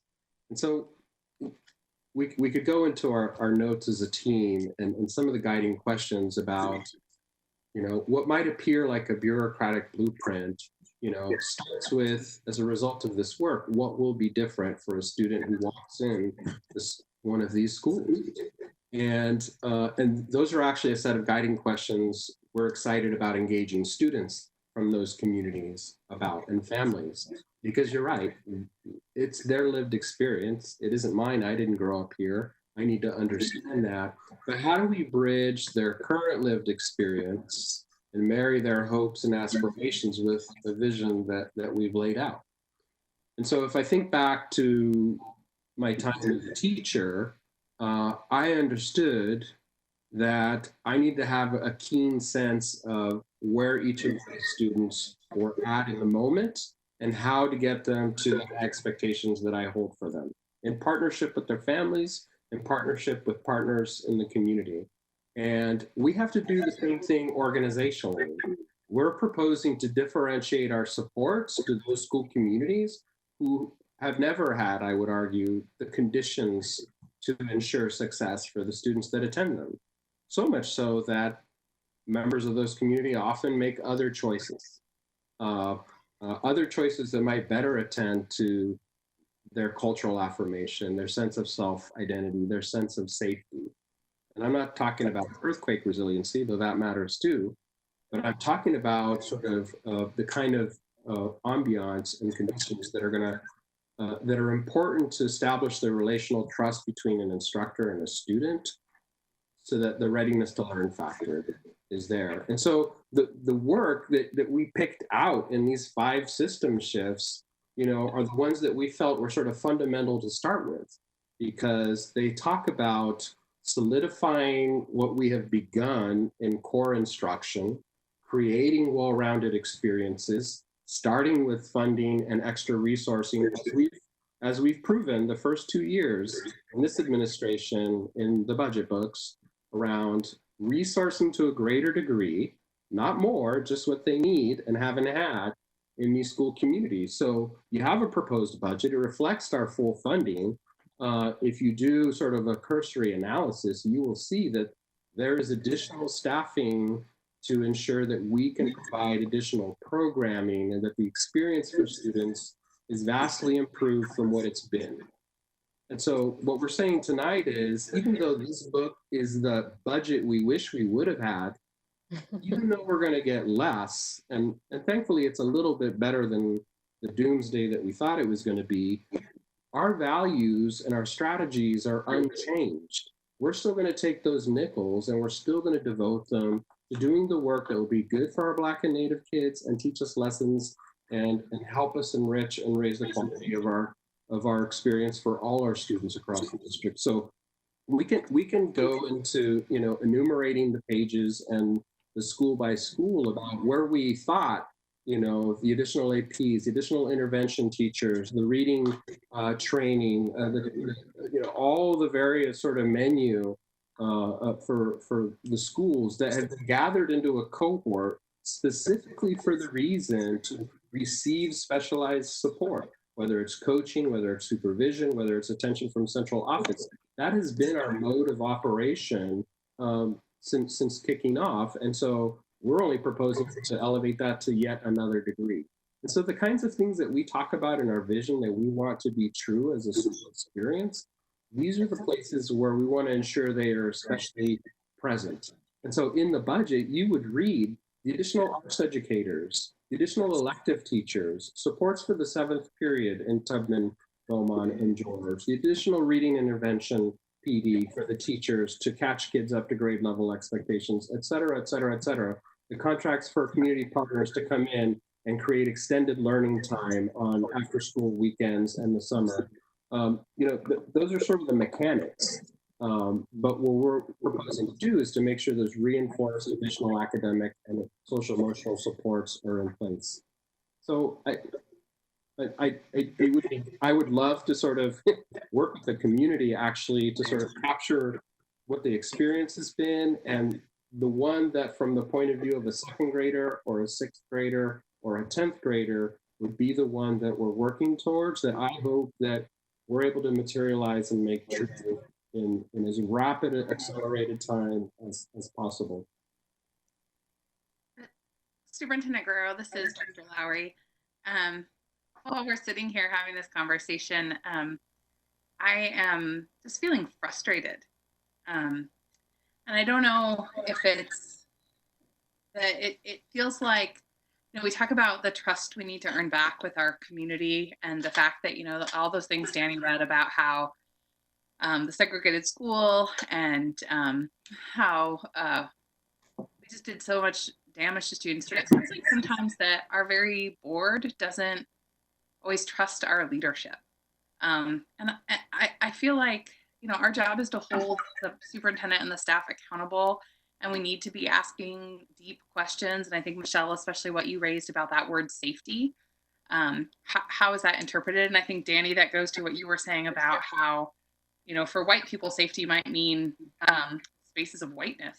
And for people of color, that can be really damaging. And so I think those are really good things that we've unearthed, but there's almost a level in some of our questions and our conversation here of like, not trusting that staff really are living into this new way of being, and that I don't know how to articulate it, but I just feel like I feel like we're just so not on the same page around how we support the amazing work our superintendent and staff are doing to move the district forward and to really follow that North Star. I believe in it, and I believe in our staff, and I'm also going to ask them questions and say, hey, we need to talk about safety in different ways, or hey, we need to, that question about operations and how are we going to keep our buildings clean, and is that being cut? There's important questions to be asked, but sometimes it feels like when we have the staff present, it almost becomes combative. And part of me wonders if, we have this narrative in our community that PPS isn't to be trusted, that PPS isn't good. And how do we, as a culture of a board and in these meetings, continue to perpetuate that? I feel like, I don't know if I'm articulating it well, but I think we need to be honoring the fact that there's been failures and that there's been disappointed and there is broken trust. And yet it doesn't feel like we're all working together in the same direction for the same good. And I'm not sure I just have this overwhelming emotion, and I'm not sure how I explain it, but I'm just I was so hopeful after the presentation, and I'm just starting to feel sad that it almost feels like staff is having to defend that they really mean it, and we're really going to work towards this, if that makes sense. And maybe I'm just overreacting, but I've just had this uncomfortable sense for the last half hour as we've talked. And I don't know how we as a board do that fine dance of holding staff accountable and yet also encouraging and supporting. So if any of you have any great wisdom. I have a little bit of my own personal wisdom. I can't speak for anybody else, but I feel like I'm a super supporter of the district, super proud of the staff. I mean, the staff works day and night. And as a board member, it's okay for me to ask questions, especially as the only Black member here who's spoken. And I'm getting defensive now too. I want to be able, as your colleague, to be a partner in doing excellent work. I come from a background where I am suspicious and have a lack of trust, and I'm here doing the work because I want to see things change. I'm also super hopeful about the direction the district is heading. It's the best thing I've heard ever. All of the strategy, the racial equity policy, I am not criticizing that.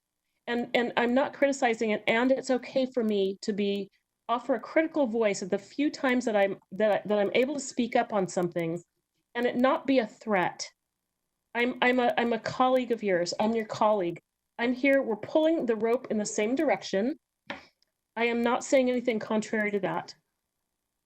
And it's a both and situation for me. I can both value deeply the work that's happening here, and I can offer a critical point as someone that has lived experience. It doesn't look like everybody else here on this call. It's not a threat. It's okay for me to have an opinion. And it's okay for me to, the only thing I bring to this meeting is that I can share that, myself and my heart and my my love for the district and my love for the staff. And that's all I can have. And it's okay for me to say, to be critical. I can't show up any other way. And I think Michelle, I wasn't targeting you specifically or saying that we can't. I did take it personally, and I think it's okay. I mean, it's okay for me to show up with heartfelt gratitude for the staff and for the strategy, and it's okay for me to be critical at the same time. It's not a clear-cut either-or situation for me. Yeah, I think I'll just add. I value the work that everybody's doing here immensely, and I feel like I'm a team member and a teammate and a colleague, and it's okay for me to be critical. So I'm going to offer my perspective as well. So, you know, I was struck by, in this document a couple times, it says the board is accountable for all fiscal matters that significantly influence operations. And I think it's okay to pressure test and ask questions, because that makes us better.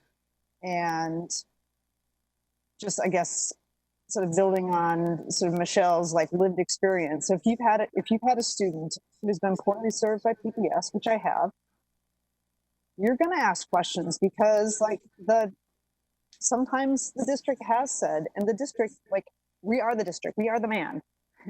Some of the district, we have said, like, trust us, and we haven't served students. And when your own child has not been served, it's hard not to pressure test and want to be able to assure other parents whose students haven't been served that we're going to do the right thing by them. So to me, I see it as a normal part of the process. If we all just, you know, there's no sense having a board if we're just going to be presented to and not ask questions that matter to us.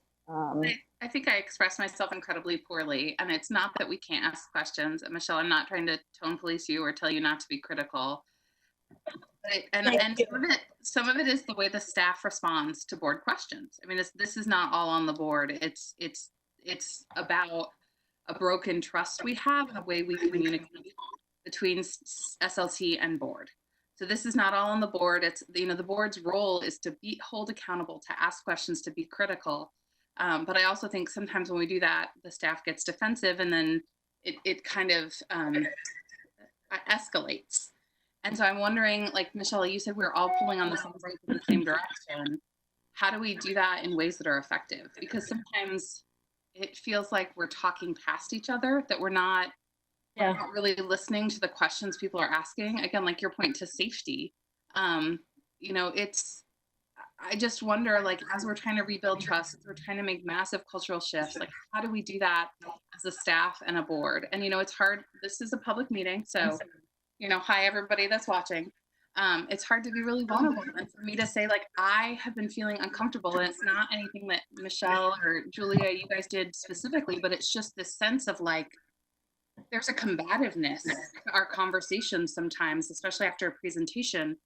And so it's, how do we as the board both support staff and hold them accountable? And how does the staff respond to the board in ways that help us all to move forward? And I'm not sure that we know how to do that cohesively yet. And that's something I'm interested in us working on. And I think, you know, is vital as we look at what does it need to be effective as a school board. And there's, you know, studies nationwide about characteristics of effective boards, and asking questions is key.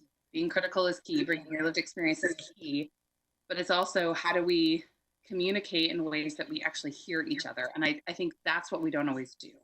And I just gave you all a perfect example of me speaking up and not speaking clearly in a way that was understood. So that's part of what I'm wrestling tonight. And I think it goes to the heart of what we're talking about, is our vision for our district. How do we get there? And how do we build a relationship as a staff and a board that helps us to be functional, to helps us to hold them accountable, to be critical, and also supportive and champion. And that's a difficult balance, I think. I think one of the things that's challenging about this conversation is that we're really having two conversations here. We are talking about our deeply held values and vision as a district. And, you know, each of us bring our own personal values, and then we're also have expressed values as a collective board. But we're also talking about the nitty gritty, and let's be real, there are some very painful budget decisions that we're going to have to make here. And it's much, much easier to make them given that we have a clear framework and clearly articulated values and strategic priorities, which I can tell you has certainly not always been the case in this district. So it's easier, but it's still really hard because we each want and need to do our jobs, and we want to dig in and say, okay, if we're not going to be able to provide all the, you know, particular interventions that last year we may have anticipated we'd be able to provide for our neediest students and our neediest schools, what are the ones that we're cutting? What are we leaving off the table? So we're kind of trying to have a conversation at both of those levels about personal values, about collective values, and also about specific decisions. And we do need to have room for both of them, because I totally agree with Julia. I think we all bring this into this process, that it's made better by our hard questions and by each of us bringing our own experiences and our own, you know, particular interests and areas of expertise to just dig in. Superintendent, I saw that you looked like you wanted to respond to something there. No. I mean, thank you, Chair. I appreciate that. I think there was a request that staff share where we are in the work, and we've attempted to kind of capture what this is a draft update of what we hope once we work on the other elements. And there's a whole lot of input and feedback and engagement still remaining, so that there's shared ownership. And there's comfort in knowing that the activities and strategies that we select, we believe are going to be the ones that move the needle. So that when we have a glossy published companion document of a strategic plan that will take us steps forward, hopefully big steps forward towards our vision, I think that's the shared sort of goal here. And so tonight we wanted to lay out, you know, whether we had lots of resources or now less resources, there's some moves we have to make as an organization to be postured for that kind of organizational change that's going to make a difference for kids in school. And so I welcome sort of the conversation and sort of reaction to, you know, what do you think about us selecting these 5 system shifts versus any one of the other ones that we identified in the vision? Do the strategies and the action steps for the coming school year, do those seem like the right ones? You know, I think those are good questions for us to be able to articulate. And of course, we've said, you know, hold us accountable. The board has set performance goals, and so our task was to identify the activities that are going to get us to those targets. And even those are a little bit up in the air, just like the money is. You know, how do we now assess outcomes when we have this massive slide in academics and social emotional health of our students? There's no summatives. Our end of the year formatives are out the window. There's going to be a new baseline, is a reality. We still need some way to gauge where our kids are at when we see them again, and how are we going to accelerate growth, not just before this pandemic, but now as a result of the pandemic. And so we do have to refine what those interventions are. And then there's still a question about how do we even deliver those supports? What's the new reality? What's the new delivery model for being able to do that? So if we can find some resources, what does that extra remediation look like? If we can open our schools for small groups of kids in the late summer, which students do we need to bring in first? Because I know we're not serving our students with disabilities in the way that we would all like to be. I know that our students that were in comprehensive support schools for intervention, they're falling behind and they need additional support and intervention. What does it look like to place some extra emphasis in those communities? And then how do we keep pushing the needle on all those other exciting emerging bodies of work? You know, that's what keeps us busy as staff. I think that's what keeps the staff motivated, is see that those bodies of work are shifting and becoming more and more evident when we visit classrooms. You know, that's the work of the school district. And so we thought we would model that work has to start with us, because we have to set the organizational stage. But there's a lot of work that has to happen with the support of adults in making the vision true, which is what we referred to as the educator essentials. And I'm excited about what students will identify at some of the practical differences in their experiences that we can help support and make possible in their schools, because they're going to be really hungry for that level and kind of engagement when they come back after this long absence. And so if we're going to be open and we have an opportunity to create a new kind of delivery model, how do we excite the kids who were already waning in their engagement to come to school? That's a great question, a great design thinking question to ask our students who've been marginalized. I believe Dr. Valentino last week used the verb gamify. So I appreciate the conversation that's been happening. I think part of it has to do with the nature of the documents. So I want to say, first of all, I hugely appreciate staff work on this.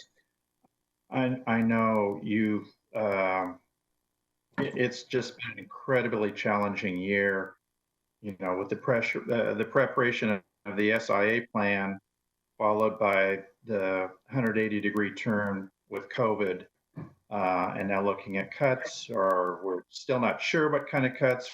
We don't know what school's going to look like come September. Incredibly challenging work. I really appreciate the context that the document started with and the presentation started with. I really appreciate that our educational vision is not collecting dust on a shelf, but instead continues to be at the heart of what we do. I appreciate the attention to cross-department work to break down silos, which has been a huge issue for this district going back decades, and really important to work on. The breadth of what's included in the document is huge, and my question there again for central office staff is, do you have the capacity to do this without exhausting yourselves? Sometimes going slower goes farther. I appreciate the attention to improvements, what you call improvement science, which others call continuous quality improvement. That whole feedback loop of engaging parents and students and staff in how do we do this better? How did that work? What do we need to change in a constructive way? I'm calling out a little bit around site councils.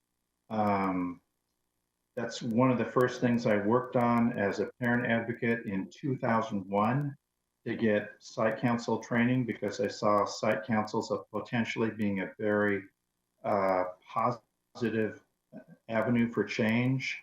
And I'm sure there's probably schools that still do not have a functioning site council now, despite some efforts in that direction.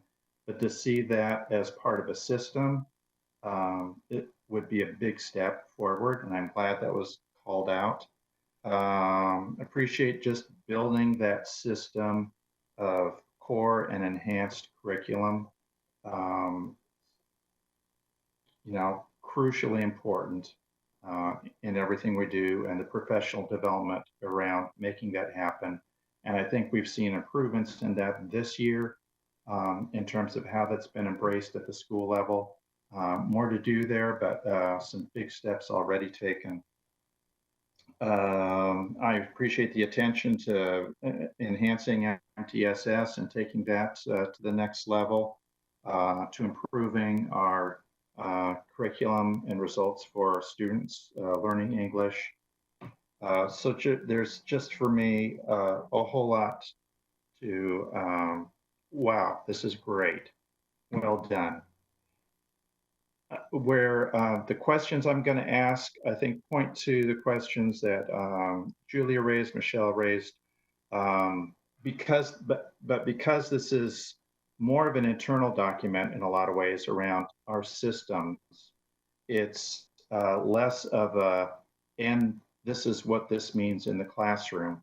So I think going forward, it's going to behoove us to answer some of those questions and get more specific with some things in the document.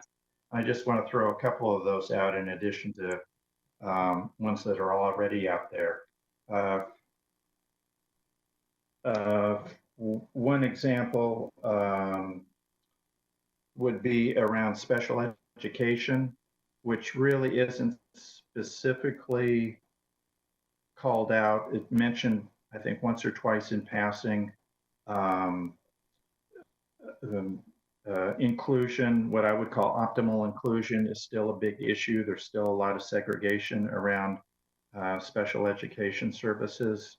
How will that look differently in the next year or two? I know it's embedded in this, but it's not specifically in terms of communicating to a parent or a student, here's how we want your experience to be different, and here's what we're doing to make it better. Same thing with rate and level learning for TAG. We know there was an initial set of trainings on that and some steps being made to build that in. What can I expect if I were the parent of a student with a TAG plan? What would I expect to, could I expect to see differently next year or over the next 3 years? How's my experience can be better? Another issue that was kind of touched on, but because of the nature of the document, not specifically called out, is the recruitment and retention of educators of color.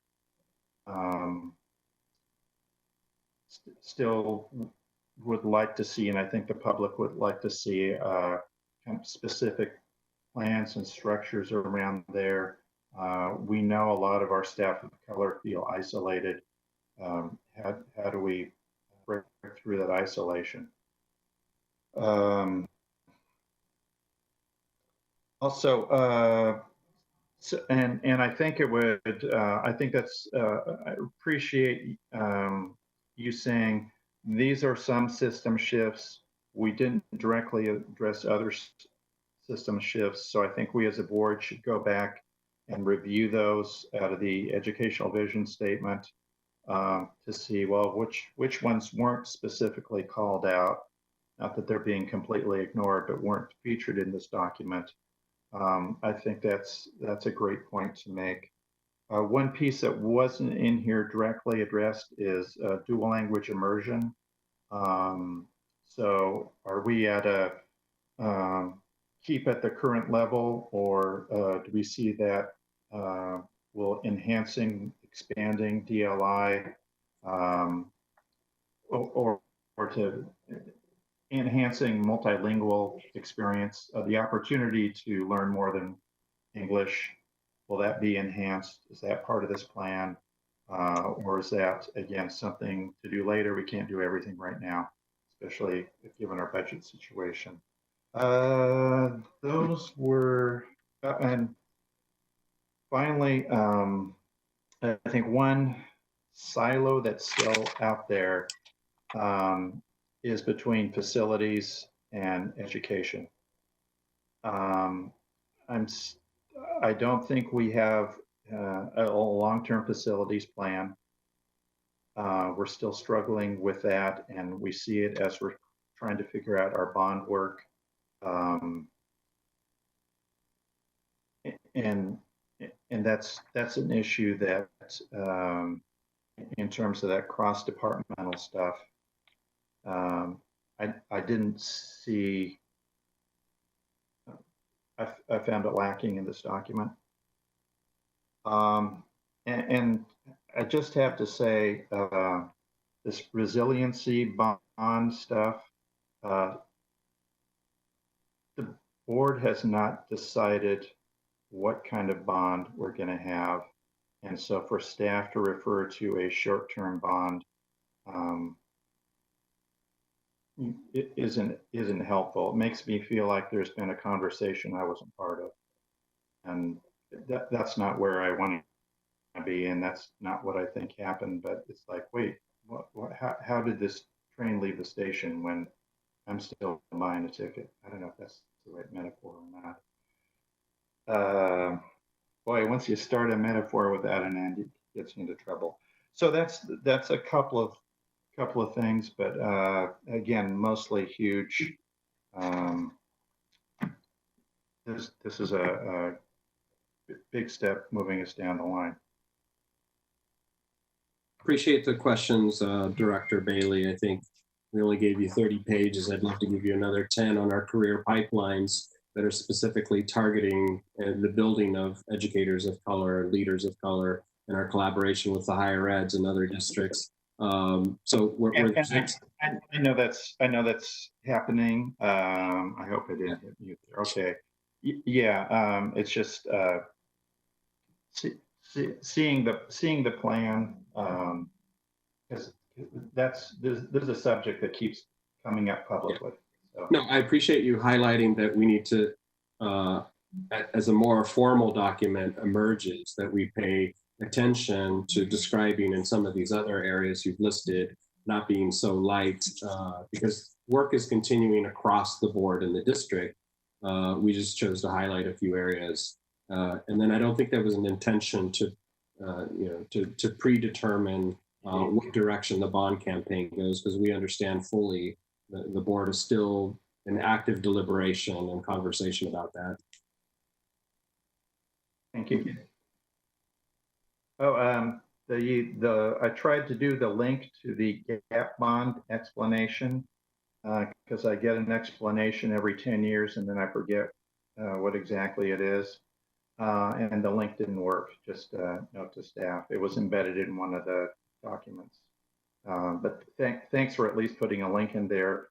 We can make it work, and that's a good resource for board members to have. It's a little arcane, but it would be great to have that explanation. Ultimately, the goal would be to have a whole complementary set of communication collateral. So you could see very easily describe the vignettes from the point of view of the student or the teacher or the principal. So as the broader strategic plan document comes together, and we've had months to engage our educators and our students, those are the kinds of pieces we get excited about making sure emerge that will be more timeless and paint a more clear picture about what it is that we're working towards. So I'll jump in, and I'll be quick because it's late, but appreciate sort of the conversation to date. And the comments and questions. You know, and overall, I'll sort of hit this at a high level. I really want to commend the superintendent and the staff, both for the budget message. I've crafted and delivered a lot of budget messages. This one is incredibly thorough and making me think I've been doing my job poorly for a long time. So well done in terms of putting it together and linking everything together in terms of the strategic plan and the vision and sort of outlining that. And I think we need to talk as a board about how we start talking about that out in the community, because there's so much there, and it's going to be really valuable as we're going through a really difficult budget year, and not just one, but probably multiple budget years. How do we translate that and assure people that we are maintaining a focus, even though we don't have the resources we thought. I also want to commend the superintendent and his staff on taking really quick action. I think when we see the size of that shortfall, it's massive, but we also see the really quick things, whether it's the work share program, whether it's the contract freezes, the hiring freezes, et cetera, that have really mitigated some of those impacts for next year. The general fund budget cuts are still going to be significant. The reductions in SIA funding are going to really hurt because of the plans we had for that. But that quick action really is going to help. We're going to be really grateful we did that. The other thing I want to sort of stress, and this might be for my fellow board members as well, and this is where my jobs begin to blend together a little bit, but we're going to be making these budget decisions in a constantly changing environment. We are almost certainly going to need to adopt a budget come June, both approve and adopt a budget that is not complete. And that's a hard thing for a board to do, but I can almost guarantee the budget we adopt is going to change the day after we adopt it. And that's just the nature of when this particular pandemic hit, where we are in the budget cycle. One of the things I always like to say is that the budget train moves fast and it moves slow, sometimes grindingly slow, but it always arrives on time because by law it has to. So we will approve a budget in June, but we won't know everything that we need to know. And so I think just recognizing that uncertainty and recognizing that what we adopt will change and we won't have all the answers. And that means the community won't have all the answers either. And that's just the nature of where we are. And then the other thing I wanted to just come back to was I really appreciated Deputy Superintendent Hertz's focus on the long term and not just the fiscal year 2021. This could be a very long recovery. Even I was a little shocked to see the state forecast say it could be mid-decade before we really saw recovery. We'll have to wait and see what happens, but it could be a very long recovery. And I think that often organizations in general, it's not just government, it's public and private sector organizations, make the mistake of focusing too intently on the short term and trying to sort of move mountains in order to save a handful of positions or programs through one-time resources or using reserves. And sometimes that actually does harm in the long run. And so I think really thinking about this not as a one-year budget, but what are the actions we're taking in 2021 that are going to set us up well in 21, 22 and 22, 23 is going to be really important, and always be asking that questions that again, saving a handful of positions now might actually do harm when we think about that long term and what we're going to have to deal with there. So anyway, overall, I think the budget messages and tonight's presentation conveys really strongly the district's thinking about this in a long-term holistic way. And so I just really appreciate the work. And I can't say I'm looking forward to more discussions about the cuts we're going to need to take, but I feel like we're in good hands moving forward and good position. So thank you. Thanks, Andrew. We'll take that as a segue. Deputy Superintendent Hertz, if you're still with us, would you like to give a preview to the next steps in this process? Yes, I'm still here, but I was just texting someone that at 10 p.m. I turn into a pumpkin. So next steps is... she was texting. So Jonathan Garcia and his team are preparing focus groups and a town hall for us to process this budget and information with our community so people are informed and understand what's happening in terms of short-term and long-term. Appreciate Director Scott's comments about focusing on the long-term. I applaud those comments.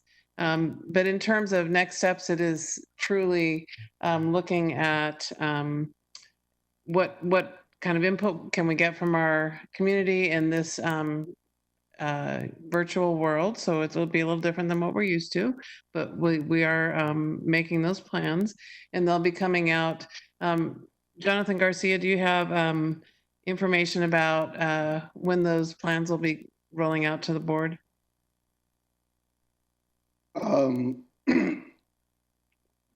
Yes, we by end of the week we should have a better sense of the timeline and the specific projects or the specific events that we are planning. So more information on that shortly.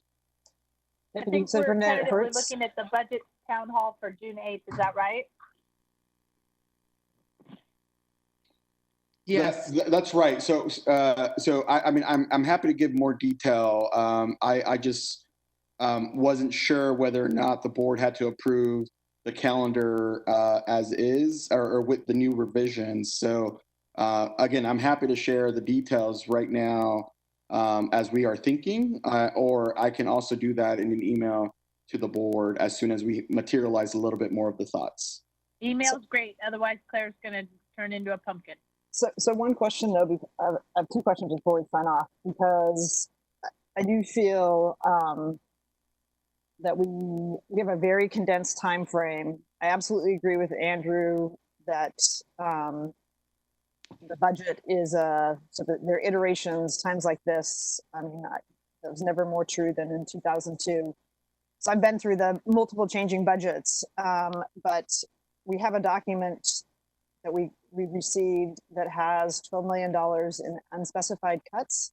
And then it looks like $17 million that is going to be in the student investment accounts and the ballot measure 98. And I'd like to know, when are we going to receive what those specific cuts are, so we know what we're voting on? Because if we take the 2021 proposed budget, that's not what we're going to be voting on. And I guess I'm not going to feel comfortable having a community conversation or voting on a budget without having the opportunity to see what things are going to be cut out of that, plus and then be cut out of the Student Investment Act and ballot measure 98, just so that we have a process in which, even though those are hard conversations when you're in a reductions mode, but that we just be transparent in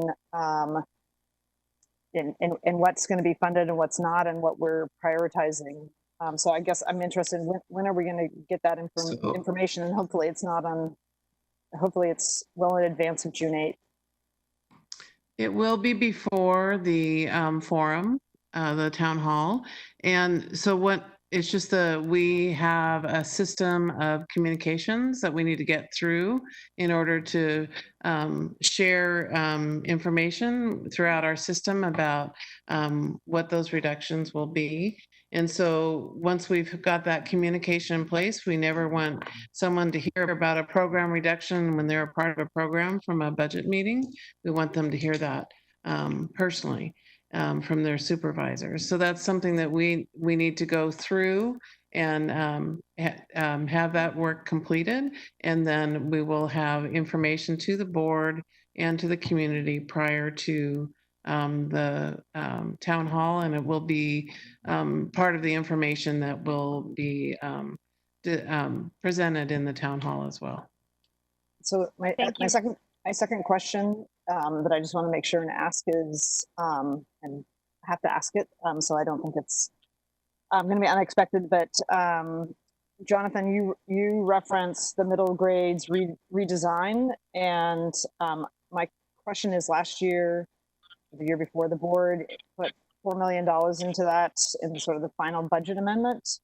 My question is who is leading the middle grades redesign process? When are they going to be done? When is there a timeline for it to be completed? And are there any investments in this budget? I looked through it. I didn't see anything, but also that may be something I couldn't have seen. So I'm just curious about those 100-enrolled K-8s that are still sitting out there. I'm happy to take it offline as well, but those are the three questions I'd like to know about the middle grades. Sure, we can recall what we've shared with the board previously about it. Most recently, we described a coordinator and a task force that are being set in place. Some of the work we've done exploring models out there, some of the budget recommendations that are in these 2 volumes of books were to resource some of the work in schools, in addition to Verizon grant funding. So as we described the last time to the board, that work's in motion, and we're going to kick off at a pretty steady, quick rate, especially in the first semester, knowing that Kellogg is quickly coming our way. Dr. Valentino, if you're there, do you want to provide an additional minute of middle school redesign update? Or Dr. I can get it offline, but I'm okay. Again, I'll send my very specific questions. I think back on that point too, it's important to go back to the school profiles and back to the conversation about our staffing formula, because we have made huge investments, and I expect to continue to make those same investments and commitments in middle grades equity by really beefing up course selection in our K-8s. And there's a few threads in this budget proposal that indicate that we're not letting go of that. That'd be great. I just when I read through it, I couldn't see that, and I'm interested in who specifically is going to lead that and be accountable for delivering that work. It's a group of us, Director Brim Edwards, and I'm keeping tabs on it as well. All right, thank you. Thank you, everybody, so much. And Superintendent Hertz, Deputy Superintendent Hertz, and Chief of Staff, and all of you on the senior leadership team.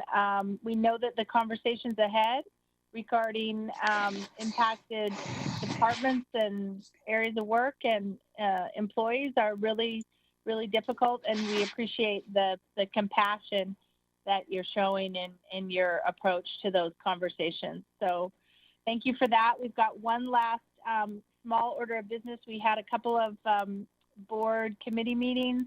Director Scott, is there anything you want to relay from the bond committee meeting? Although I think just about all of us were there. Yeah, I will just, so we had that meeting on May 19th and discussed options for 2020 and resiliency bond and what we want the focus to be and whether we want to make changes. And we had a great exercise with Danny, led us through the racial equity and social justice lens, and then got the board feedback and then talked about community engagement. And I think we moved the conversation forward, but we're going to need to have another board discussion. And I think right now there's a proposal for June 11th at that board meeting to add the bond discussion for a full board discussion to settle on some options to take out to the community. Thank you very much. And then Director Moore, do you have something to report from the policy committee other than the first reading that was brought forward tonight? Nope, that's about it. There are still some other policies that are kind of in the works. There'll be at least one other policy coming to the full board probably after the next committee meeting for a first reading. All right. Thank you very much. Anything else for the good of the order?